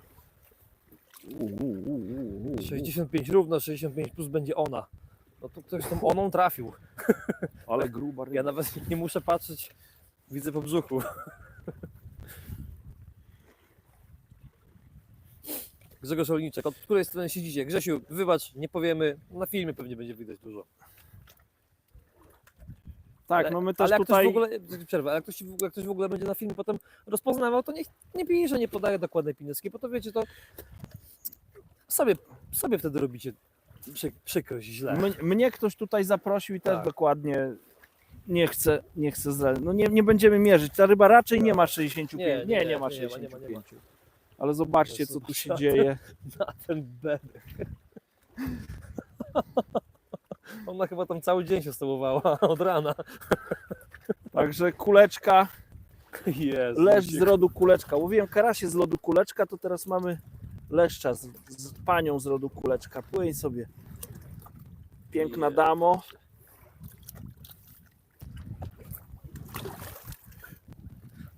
krzesełko, statyw. Ale ładnie wam machnęła na pożegnanie. Masakra. Na co wziął? 3 białe. 3 białe robaki. Białe. Blade 9324. Cześć Adam i witam kamerzystę. Siema. Cześć. Kurczę, jeszcze pół godziny, może jeszcze jakiś jeden wpadnie. Ja myślę, że 2. Hehe.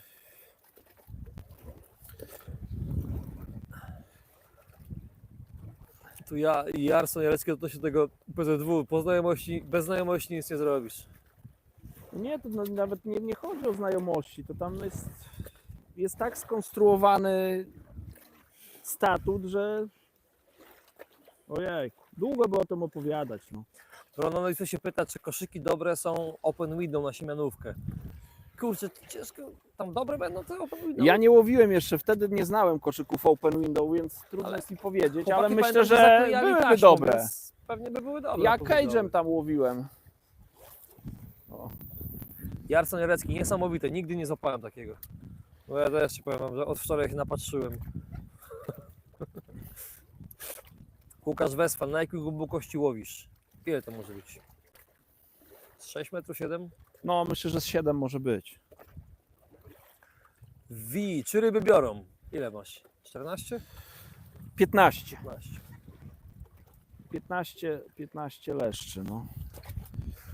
Trochę był moment taki, że powinienem mieć więcej, ale coś mi nie pykło. Za późno haczyk zmieniłem.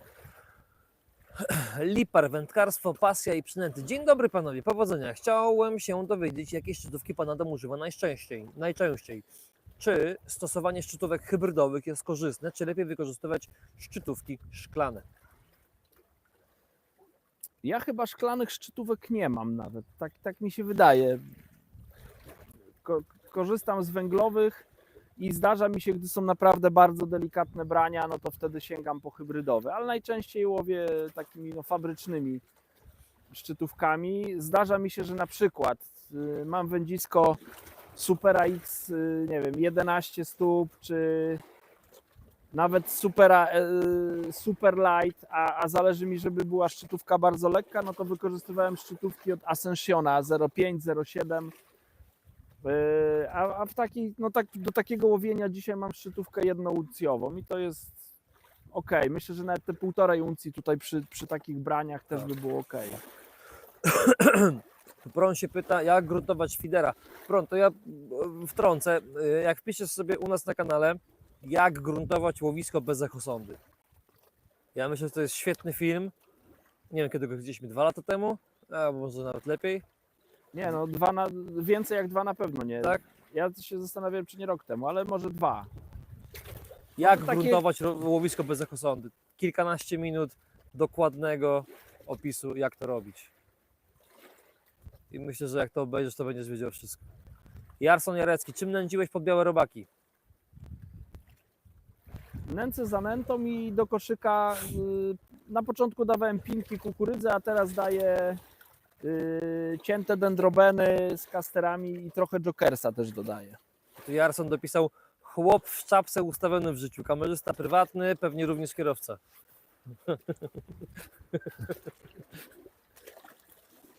Wy jeszcze nie widzieliście manikiurzystki Tam jeszcze czekają za drzewami, i wizażystki, przecież ja tak dobrze bym nie wyglądał, gdyby nie one. i za drzewami jeszcze czekają ludzie, żeby ten sprzęt potem do auta zanieść. Tak. Nie no, nie róbcie sobie jaj, kurde.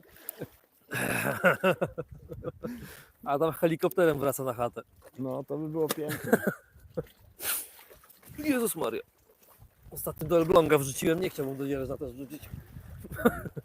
Moje cudowne krzesełko już mi się kąpało wszędzie prawie. Blade 9324. Powiem wam, że dostałem na urodziny fajny prezent. Krzesło Preston Ignition Feeder Chair Combo. I powiem wam, że jest fajny jest, bardzo komfortowy. Teraz to ja czuję przyjemność złowienia. No to jest racja.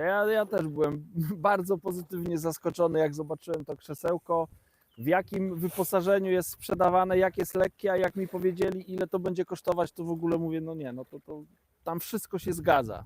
Więc ja rozumiem tą radość, bo jest naprawdę fajny produkt. Produkt wart polecenia i szczerze wam się udał. Brawo dla was. Michał Ambrzykowski. Witam. Wyobraźcie sobie panowie takie leszcze łowić w wartkim nurcie rzeki. Takich po kilka lub kilkanaście sztuk na wypad łowię co roku na wiosnę na rzece Narew.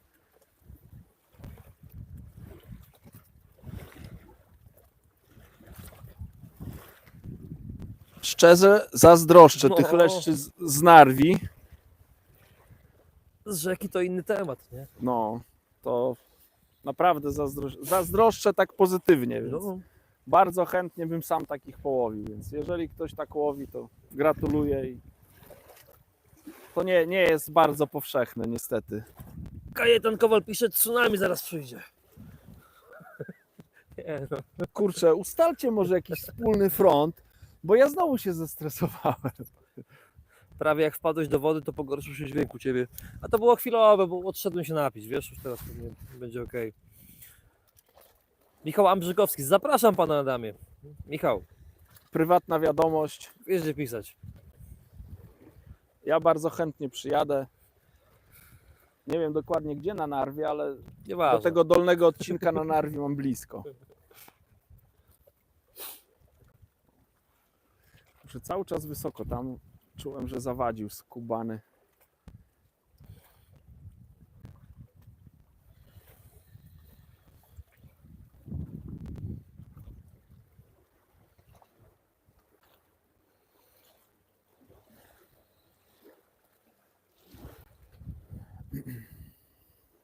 Taki moment jest, gdzie to dno takie jest i na tym kancie trzeba szczególnie uważać, żeby ten leszcz tam koszyczkiem raczej nie zawadził. Nie wiem, co tu się będzie działo w dalszej części roku, jak na przykład jakby tam jakieś rośliny, bo zdarzało mi się, że wyciągałem właśnie jakieś takie resztki roślin, więc tam być może w sezonie może być dużo trudniej, żeby te ryby holować, ale dzisiaj jest obłędnie.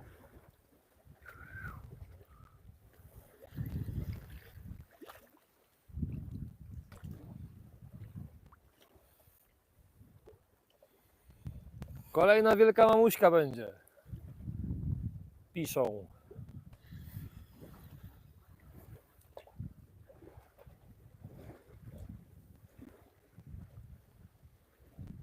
Ja to jeszcze są obłędne, nie? Kurczę, żebym ja wam mógł przekazać to, co czuję. Ale wiesz co, jak ktoś pisze, że na przykład, nie wiem, leszcze ciągnie się jak szmatę, że leszcz nie walczy, ja tego nie rozumiem tak do końca, nie? No wiesz, no, słuchaj, jeżeli ktoś łowi łososia, który na starcie potrafi mu wysnuć, wiesz, czy suma, gdzie tam się bali kołowrotek, no to ja to mogę zrozumieć. Natomiast jeżeli weźmiemy pod uwagę, jakim my sprzętem łowimy, jakim łowią ludzie, którzy no, preferują inne metody, no też walczy. No na pewno nie walczy jak sum, nie walczy jak brzana, nie walczy, nie wiem, jak właśnie wspomniany łosoś, ale no ja uwielbiam łowić leszcze. Naprawdę lubię łowić leszcze. Nie mam jak go złapać. Czekaj, muszę się posilić To jest długo. jakiś długi, ale jest taki po prostu aż, kurde, nie wiem, Krępy, kwadratowy. no. Czekaj, muszę go wyhaczyć. Tak jest sprytnie tutaj. Ładnie są zahaczone teraz te rybki.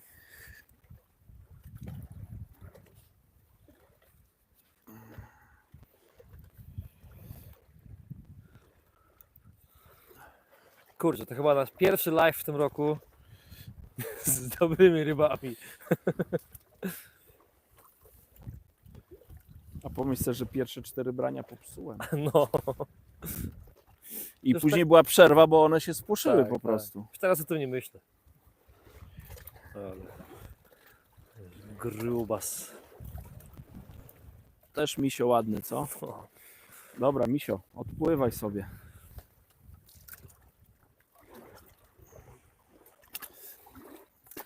Zawsze jak wypuszczacie rybę, to chwilę ją warto tak przytrzymać, żeby ona złapała stabilizację. Ona daje znać, najczęściej ogonkiem delikatnie ruszy i świetnie odpływa. Bardzo często jak leszcza czy brzane wpuści się do wody i ta ryba jak zostanie tak na boku, no to może jej się stać krzywda. ja sobie nie poradzisz, no. Ja czytałem ekspertów, w cudzysłowie, którzy się mądrzyli, że co to ryba pływać nie umie i tak dalej. No właśnie o to chodzi, że jak ją się nieumiejętnie wypuści, to może jej się stać krzywda. Ja słyszałem, że ryba nie zna grawitacji, wiesz, i to też od tego jest. Jak jest wiesz, podnoszona, to nie wiadomo za bardzo dla niej co się dzieje. I No potem to jak się wygląda właśnie tak, jak ona by nie jakąś wypionizuje głupawki. dobrze, to właśnie tak jakby błędnik jej Trzeba szalał, ją nie? spionizować, przez chwilę przytrzymać. No szczególnie takie ryby właśnie, jak wspomniałem, brzany, które walczą do samego końca i potrzebują chwili na odzyskanie energii. Tom Fishing Feeder. Leszcze leszczami, ale liczę na replay w sierpniu. Metoda i żerzyckie karpie będą czekać, no i grochówka pani Lucyny. A Grochówka, kto to napisał? powiem wam, Tom? tak, grochówka, powiem wam, była Boże. Tak, wczoraj zostaliśmy ugoszczeni. Tutaj nad wodą najpierw była kawa świeżo oparzona nad wodą, Ale grochówka była obłędna. a później była grochóweczka. A Rafał, leż tylko w zalewie octowej Pychotka. Jak to mój wujek mówił, jeden lubi ogórki, drugi ogrodnika cudza. Lipar, wędkarstwo, pasja i przynęty. Które z zawodów ogólnopolskich Pan Adam ocenia najlepiej i dlaczego? Ale to jest pytanie o organizację, czy Wydaje mi ogólnie? się, że organizację pewnie, no ogólnie o zawody, ale Ty masz chyba faworyta swojego, nie? Z takich zawodów ogólnopolskich, nie? Słuchajcie, no nie wiem, ja jakoś bardzo lubię jeździć nad Maziarnię.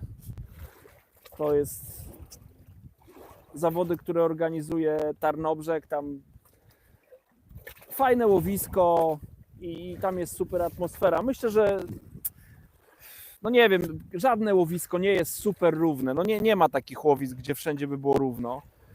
Ale tam jakoś mam wrażenie, że można powalczyć z prawie każdego miejsca. To jest to łowisko. Jeśli chodzi o Szczecin, pierwszy jest Szczecin. Kurczę, Szczecin jest fajny, jest ciekawy.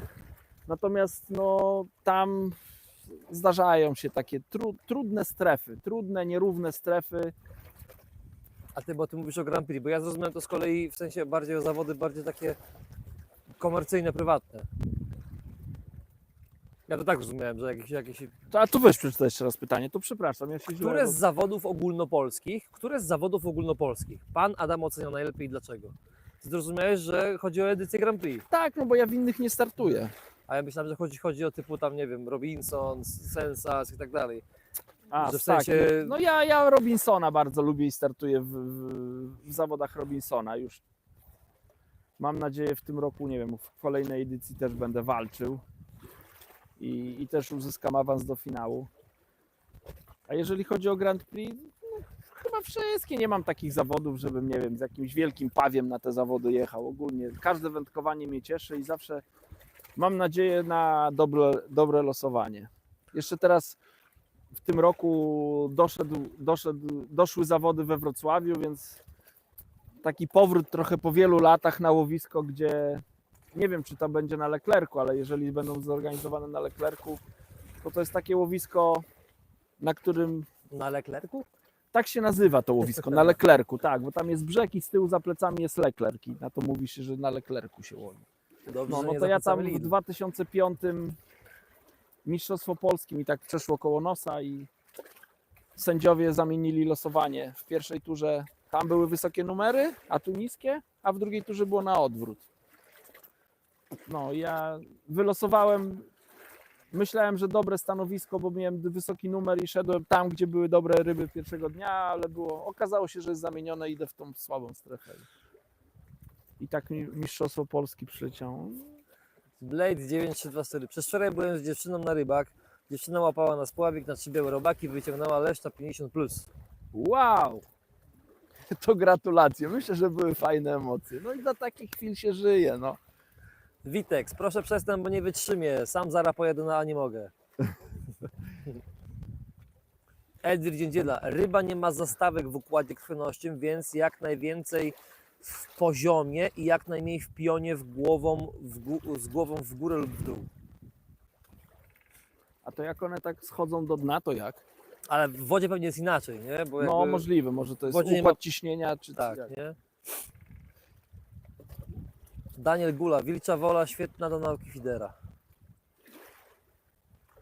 No świetne. All About Fishing Piotnodolny. Zauważyłem właśnie, że na DD, że leszcze potrzebują spienizowania.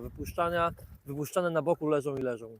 No tak naprawdę, słuchajcie, na wielu łowiskach ryby potrzebują, żeby je spionizować. Nawet na kanale żerańskim, nawet te chlopoki takie, które my tam łowimy, to one też potrzebują, żeby pionowo były. Tak, jak puści je do góry nogami, to normalnie jakby... Tak, trzeba je gdzieś tam podbierakiem ruszyć, żeby właśnie złapały pion. Bo wrażenie jest takie, że by tak leżała chyba i leżała. No, ja nie wiem, jak długo by ta ryba leżała, ale no są takie opinie, że ta ryba mogłaby nie przeżyć tego. Mimo tego, że ona się znajduje w wodzie, niby w swoim stanowisku, znaczy w swoim środowisku naturalnym, ale z jakiegoś powodu może nie przeżyć. Nie wiem, czy to jest prawda, bo nigdy do takiego stanu nie dopuściłem. Patryk Napiórkowski. Witam Panie Adamie. Czy jak stosujesz zestaw z feedergubą 30 cm, to zakładasz przypon 20 cm, gdy łowisz w wodach stojących, czy normalnie 50? Nie, no to oczywiście ważny jest odległość od koszyczka do haczyka. Na to patrzę, czyli jak na przykład, tylko też to troszkę inaczej wygląda.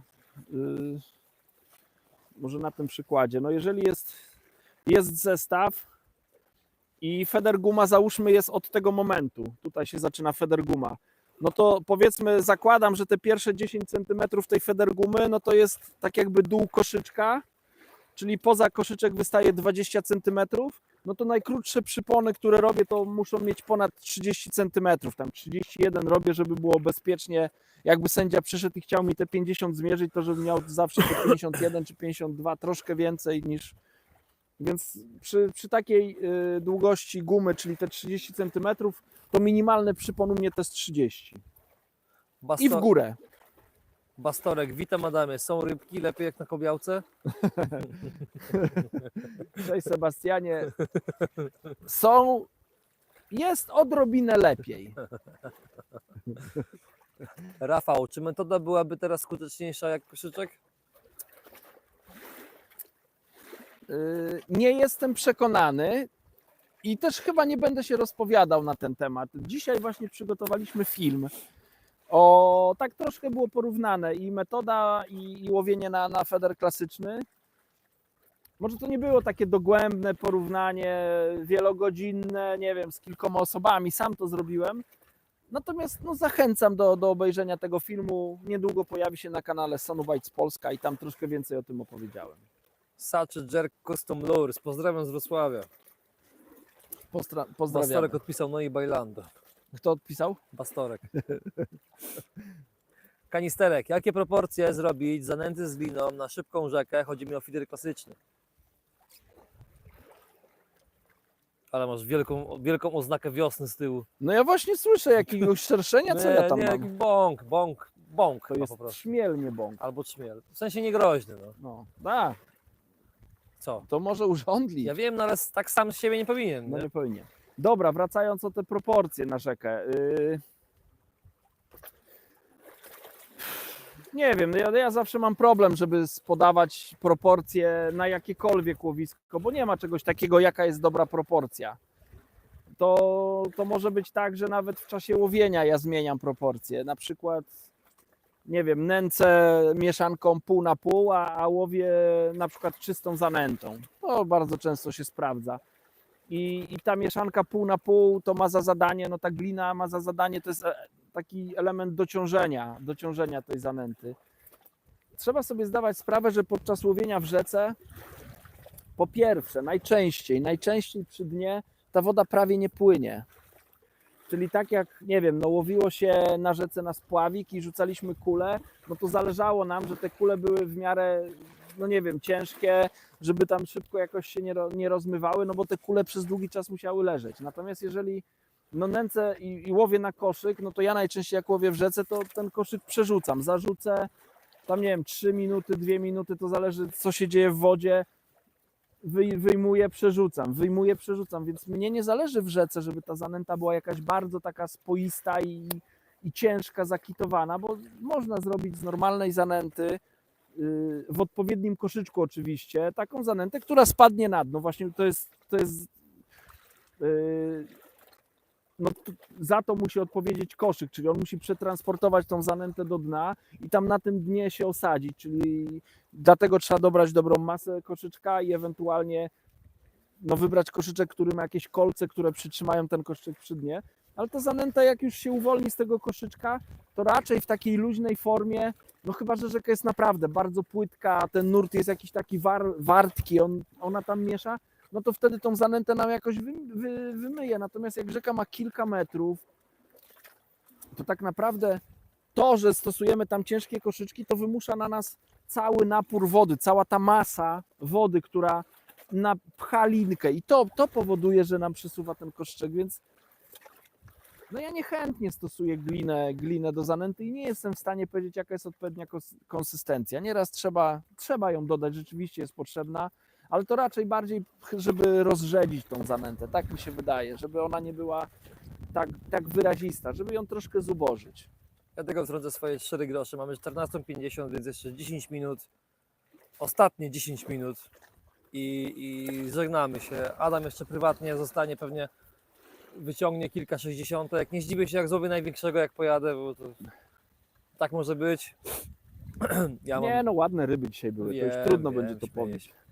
Ja mam całą Polskę do domu, więc tak myślę, żeby po 15 wyjechać i być w miarę w domu. Sachet Jerk Custom Lures. Zazwyczaj łowię na metodę na wodzie stojącej, ale karpie jeszcze nie mrawę, a biorą duże płocie. Będę łowił klasykiem na 5 metrach głębokości. Czy muszą dodać gliny do zanętowej płoci? Myślę, że nie. Ja o tej porze nie jestem zwolennikiem dodawania gliny do zanęty, więc Adam o tej porze jest antyglinowy. tak. Ja uważam, że ryby teraz potrzebują jedzenia, więc one lubią dużo przynęt, lubią zanętę. To nie jest ten czas, żeby teraz jakoś tam... Właśnie według mnie to jest bardzo duży błąd wielu wędkarzy i nie wiem, to jest powtarzane, ja pewnie sam kiedyś to powtarzałem. Ludzie powtarzają, że to trzeba delikatnie wiosną. Kurde, no teraz to jest... Jakie delikatnie, jak te ryby są na żarciu. One teraz właśnie najlepiej żerują w ciągu roku. No nie ma lepszej pory. Przynajmniej ja mam takie zdanie. Więc ja bym nie używał gliny. Zanęta, pinki, konopie, kukurydza i ogień. A jak duże płocie, to nawet nie bać się białych robaków. Konrad A. Adam, piękne łopaty, tak trzyma, ale widać, że jest moc. Gorzów Wielkopolskich pozdrawia i trzymamy kciuki w Grand Prix. Super, bardzo dziękuję. Edwin Dziędziela. Panowie, gratuluję pięknych leszczy, kończę pracę i śmiga zmienić opony w swoim francuskim rybowozie. Dzięki, do zobaczenia. Starziołek, gdzie dziś łowicie? Dzierżno duże. Jaros Klimas. A dzisiaj złowiliście karpę na dzierżnie dużym? Nie mieliśmy nawet kontaktu z karpiem. Ani wczoraj, ani dziś. No, no to metodę tak myśleliśmy, że może. Ale nie skusił się żaden. To też będę antyglinowy, dzięki za odpowiedź. Lipar, wędkarstwo, pasy i przynęty. Co pan Adam sądzi o skuteczności różnych kolorów białych robaków, pinki? Czy ma swój ulubiony kolor? Ja na przykład bardzo lubię pomarańczowe, często w zestawie z ochotką. Czy mam swój ulubiony? Myślę, że kolor przynęty ma znaczenie i warto sprawdzać. No ja się kręcę, można powiedzieć, wokół takich 4 kolorów. Biały to na pewno zawsze bywa skuteczny, więc zawsze warto go mieć. Jakieś bordo albo czerwony, pomarańczowy i żółty. No to żółty to jeśli chodzi raczej o pinki. I tak sobie myślę, że do łowienia płoci to bardzo często ten żółty kolor właśnie to się gdzieś tam sprawdzał. Natomiast do łowienia leszczy, nie wiem, białe to taki Białe to białe. białe albo ewentualnie jakieś takie czerwone czy bordowe to. Ewentualnie pinka fluo też nieraz działa, pinka fluo z jakąś tam ochotką, jak delikatnie rybki biorą, to też jest dobra przynęta. Ale warto kolory sprawdzać, bo to działa. Robert Papuziński, czy na zawodach, na stojącą płytką wodę polecasz teraz na samą zanętę, czy z ziemią ryby, leszczyki, krąpie, płocie? No tak jak wcześniej powiedziałem, ja o tej porze lubię łowić zanętą. Lubię postawić na zanętę o tej porze. Najlepiej jak ktoś ma możliwość, to warto pojechać i sprawdzić, czy czymś tam tą zanętę, nie wiem, rozdrabniać, czy może przyciemnić, bo glina też, czy ziemia przyciemnia zanętę. To nieraz też jest to fajne i potrzebne. Ale myślę, że zanęta ewentualnie zanęta z niewielkim dodatkiem gliny czy ziemi. Ja bym w tym kierunku szedł. To też zależy od danego dnia, od łowiska, no bo to może być tak, że dzisiaj będziemy łowić zanętą żółtą i jest super, przyjdzie w nocy, nie wiem, przymrozek nagle się pojawi i to już tak do końca nie będzie super. Nie? Maniek napisał, to wszyscy razem, ostatni. Ostatni. Siatkarz. Znaczy kibic siatkarski. W Warszawie na projekcie krzyczymy Warszawa. Warszawa. Ale zrozumiałem. Bardzo dobrze, że trzymacie kciuki. Słyszę te odgłosy. Ja zobaczę tutaj na swoim. No mam jeszcze chwilę. Mam szansę. Spokojnie.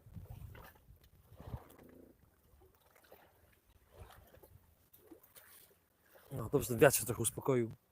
Tak, no ktoś powiedział, że tam ma się rozpogodzić i tak jakby teraz ta fala to taka z rozpędu jeszcze była, bo tego wiatru tak nie czuć. Nie, już go nie ma praktycznie. Jest coś tak delikatne, ale to jak wiesz, duży zbiornik, jak jest stamtąd zaczęło, to zanim on się wyflautuje, to trochę minie. 2 dni i będzie spoko. No właśnie. Trochę trwa. Michał, masz coś, bo muszę gardło przepukać. A pij.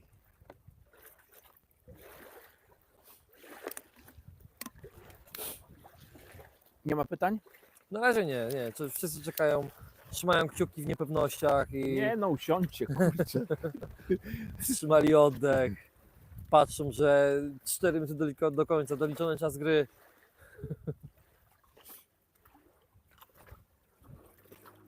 Jakub Boczkowski, słaba jakość. Jakubie, jak to na live'ach na YouTubie?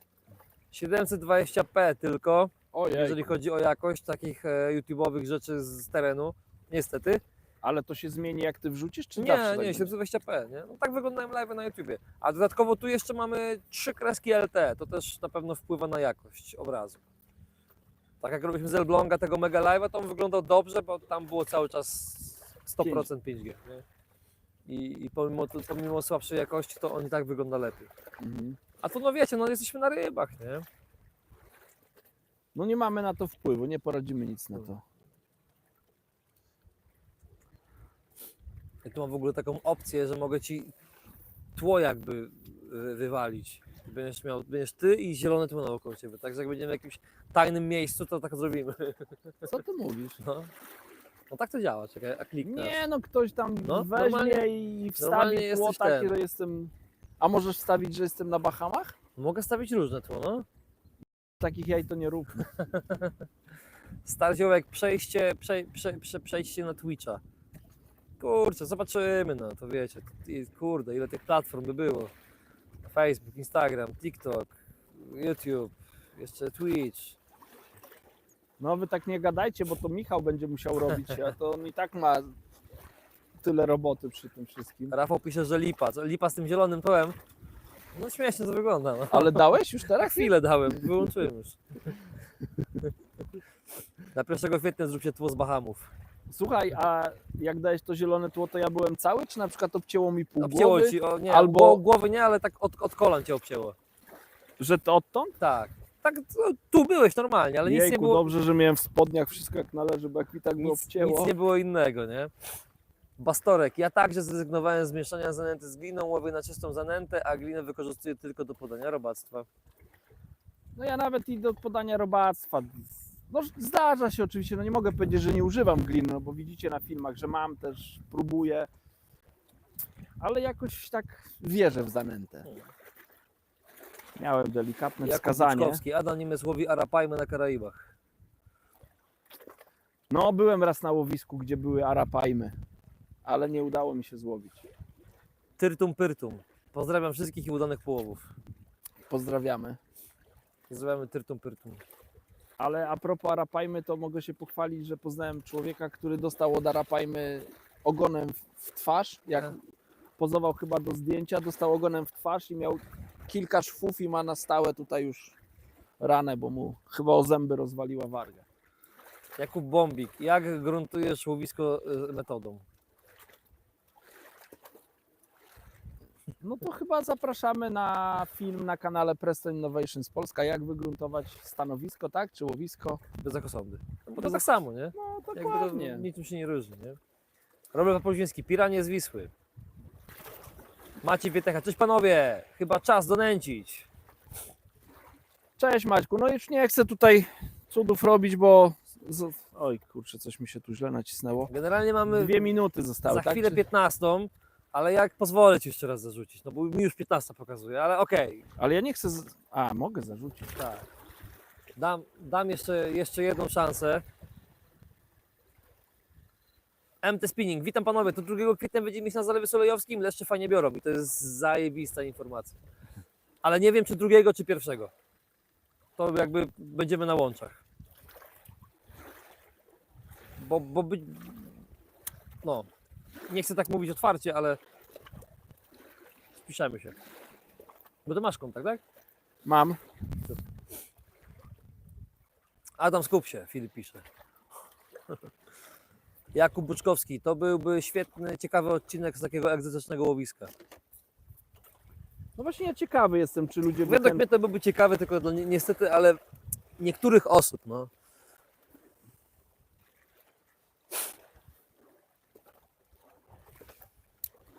Tak, to pewnie by było. Co tu nęcasz? Tak, rzucę ze 2 koszyczki, jak mi pozwoli. Dobra, spoczko. To myślę, że wydłużymy tę transmisję jeszcze z 10 minut i... MT Spinning, ok, czekam na info. Super, super, super. Bardzo, bardzo fajnie, że bierze.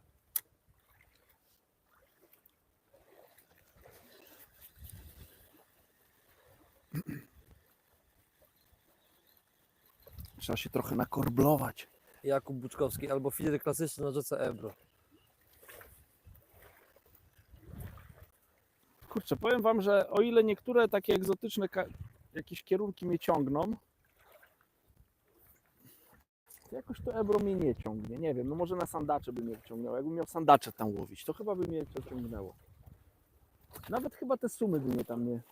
Jakoś nie... Rajcowały. No nie wiem, jakoś tak nie czuję. Tryntum pyrtum pisze, przekarmił pewnie. Widzieliście te leszcze, powiedzcie mi, czy da się je przekarmić. Nie no, pewnie wszystko się Nie da, ale... śmieję się. Jeden z nich też pękał. No ładne, duże ryby.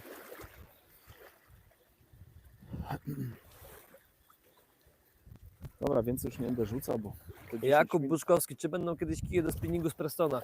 Nigdy nie mów nigdy, no raczej nie, no. No, raczej Preston jest kojarzony z marką. Fiderową, metodową z powitową. Tak, inaczej. Ja powiem, że na pewno raczej nie będzie. Jeżeli chcielibyście jakieś dobrej jakości wędziska spinningowe, a no z tej samej rodziny co Preston, no to polecamy kije Koruma. Tak. No, Korum to jest taka marka dla wędkarzy, którzy polują na okazy. Tam znajdziecie zarówno spinningowe wędziska, jak i jakieś tam wędziska gruntowe. Jeszcze muszę tutaj jeszcze jeden manewr zrobić. Łukasz Przybysz pisze, polej mu. Kamil Piechnik, jakie masz kijki do klasyka? Supera X. Supera X360 do 60 gramów.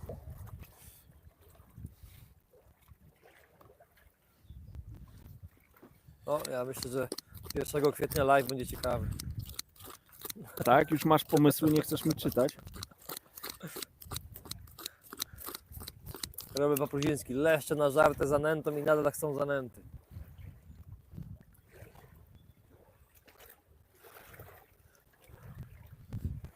No dobra. Chyba jestem gotowy, żeby napełnić Dobra, także kosz. wszyscy razem. Ostatni. Nie presuj. No żartuję. Jaka presja? 3 ładne ryby. Wiesz, jesteśmy Czekaj, na, bo znowu mi uciekł punkt. Dobra. jesteśmy na dużych rybach. Nie na chłopakach. Nie na glapach. No, muszę wam powiedzieć, że tak mi się marzyło takie wędkowanie. Brania są różne, bo te brania, szczególnie teraz jak ta fala jest, no to zdarzyło się, że te ryby mnie oszukały. Wcześniej mnie też oszukiwały takie brania, bo myślałem, że to są brania, to były po prostu obcierki. To niektóre to wyglądały naprawdę realistycznie jak brania, bo tak ze 2-3 razy bujnęła się wędka. Ale było też dużo takich brań, że zabrało kija, albo wyraźnie ten kij zaczął się uginać. Ale najpiękniejsze było to, jak zacinam rybę i czuję, że stoi nie? i za chwilę szarpie. No to jest to, o czym naprawdę marzyłem. Wasz fan. Cześć panowie, fajnie połowione. Ja też tak myślę. Dzięki. No słuchaj, mamy 109 minut i 3 piękne leszcze, 2 ci spadły, tak? Znaczy miałem 4 brania, znaczy 2 spadły. 4 tak jakby miałem brania i 4 nie zaciąłem. Jednego holowałem i spadł. Przemek Nykiel, witam panowie, pozdrawiam. Witamy, Pozdrawiamy. niedługo się będziemy żegnać, ale również Ja pozdrawiamy. nie wiem, czy na live za 4 ryby nie złowiłem. Mi się wydaje, że 3, Tak? tak mi się wydaje, ale Słuchaj, mam 16 na liczniku. A może to mieliśmy- może zrobiłeś 4, bo może No. było... Wasz fan, wracacie do Elbląga, ryby już pięknie biorą. A my nie lubimy, jak pięknie biorą. No właśnie, słuchajcie, ja ostatnio się z Michała śmiałem a propos Elbląga, bo przesłał mi, nie wiem, zdjęcie, filmik, cokolwiek. Płoć. Ogromne płocie. A my nawet ogromnego jazgarza nie umieliśmy tam złowić. No. Także 2 tygodnie przestrzelone było. 1,5 tygodnia tak naprawdę. No z drugiej strony tak, tylko że jakby wiesz, że już w tym późniejszym okresie jakby już było coś innego do roboty, nie? Jakby zdecydowanie bardziej wolę być tu niż tam. Tę rybę dedykuję Maćkowi Wietesze. Nie będziemy krakać, ale Czas na donęcenie, oczywiście. Ja wiedziałem, ale już myślałem, że się kończy. Mówię, Michał pójdzie co do nęcę i będę łowił. No, ale jak dał 10 minut, to dobra, słuchajcie, to już będzie ostatnia ryba. Jak się uda ją wyciągnąć, to wypuszczamy, nie czytam już komentarzy i się żegnamy.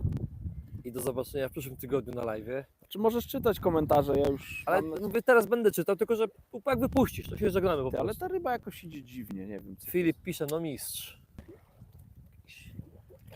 Nie wiem co, tak idzie w ogóle jakbym gałąź holował. Nie wiem czy się zawinęła, bo nieraz jak kleszcz się zatnie, gdzieś tam zawinie, to taki właśnie... W ogóle nawet ani razu nie szarpnęła. Robert Fisherman, super. Ciekawy, czy to będzie super gałąź. No ciekawy jestem naprawdę co to będzie, bo na razie jeszcze nie ma oznaki życia. Karp 25 kg. Było brać. I zaraz. To mógłbym nie zdążyć. Wiesz Ale jak bez odjeżdża jaj, no karp nic. na plecionce? Co? Wiesz jak odjeżdża karp na plecionce do klipa? Od razu. Rzeczywiście. On szybciej urywa żyłkę niż dochodzi do klipa. To po prostu Ani razu nie ten, nie? nie szarpnęła, no nie nie wiem. bujnęło nic. No jedyne co mi przychodzi do głowy, że ta ryba po prostu Piotr Nadolny, wzięła, jakoś się zawinęła i... Piotr Nadolny pisze, jak nie szarpie, będzie duży. Robert Fisherman, oby nie gałąź, trzymam kciuki. Nie no, tam nie było żadnych zaczepów, więc to musiałoby coś tam, nie wiem, nanieść czy coś, ale wydaje mi się, że ta ryba się owinęła po prostu, zaraz to zobaczymy. No idzie na lewo troszkę, pod falę, o, ruszyła się, Poczułeś, tak? no tak delikatnie, no. A może ta gałąź tak się wykrzywiła? Może to ta rura, o której gadaliśmy. Adam przeciąga i będzie dłuższy live.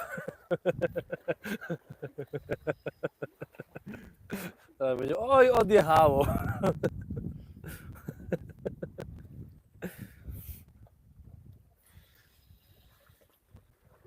No dobra, idę wam pokazać tą gałąź. Nie no, to nie ryba jest jest. gałąź, widzę. Ryba jest, ona jest zawinięta po prostu. Właśnie zawinięta czy podpięta? A zaraz zobaczymy. Podpięta jest. Tak mówisz? Tak, za brzuszek. Tego tak dziwnie idzie, nie wiem co się dzieje. Ale było branie. No, dobrze wiecie, takie sytuacje też się Według zdarzają. mnie jest... Czekaj, Jest bo... pyszczek i zawinięta? Myślę, że za płetwy jest zawinięta, zaraz to zobaczymy. Jest duży leszcz. Czekaj, no zaraz Teraz się jak już tak zaraz ci pokażę, Michał. spoko, No spoko. jesteś na żywo, 100% jest w pysku. jakby, Czekaj. tak jak ciągnąłeś, to Popatrz, wydawało to mi się, chodź tu z kamerą, 100% w Buźka. pysku, zobacz. Zobacz, idzie pod płetwę, zobacz, tu jest jakby szedł pod płetwę, zobacz. Aha, Idzie pod płetwą, tu pod płetwą, rzeczywiście. a haczyk jest w pysku. Leszcz bardzo Rzeczywiście. często jak bierze, to on się odwraca i jak zdarza się to rzadko. Ale jak go trafisz właśnie, to on się potrafi owinąć i wtedy ciągniesz kłodę. Ładna ryba. Ale ryby ładne. Na co wzięła białe robaki. Marcin, brawo, ale piękna. Super. Słuchajcie, pokazujemy i żegnamy się z wami. I widzimy się z wami w piątek na filmie o 18 i w przyszłym tygodniu na kolejnym live. Bo ten jest znowu z tych srogich. Przemek Nykiel, na gratulacje. Robert Fisherman, piękna ryba. Ładna ryba, no. Piękna ryba. Grat, piękna ryba. Dobra, słuchajcie, kończymy, Michał? Tak. Dobra, wypuszczę rybę i dokończę to, co mam powiedzieć bez niej, niech ona sobie już odpływa. Tak jak mówiłem, chwilę potrzymać. Ona zaraz mi da sygnał, że to już jest ten moment. Na razie. I sobie spokojnie wraca. Wszystko co dobre musi kiedyś skończyć. Nie no, poważnie. Słuchajcie, bardzo serdecznie Wam dziękuję za pytania, za miłą rozmowę, za dobrą energię, za ostatni. Mam nadzieję, że stanąłem na wysokości zadania. Zapraszamy na live w przyszłym tygodniu i na kanał Press Innovations Polska na Facebooku i na YouTubie. Kłaniam się i do zobaczenia. Trzymajcie się, miłego popołudnia.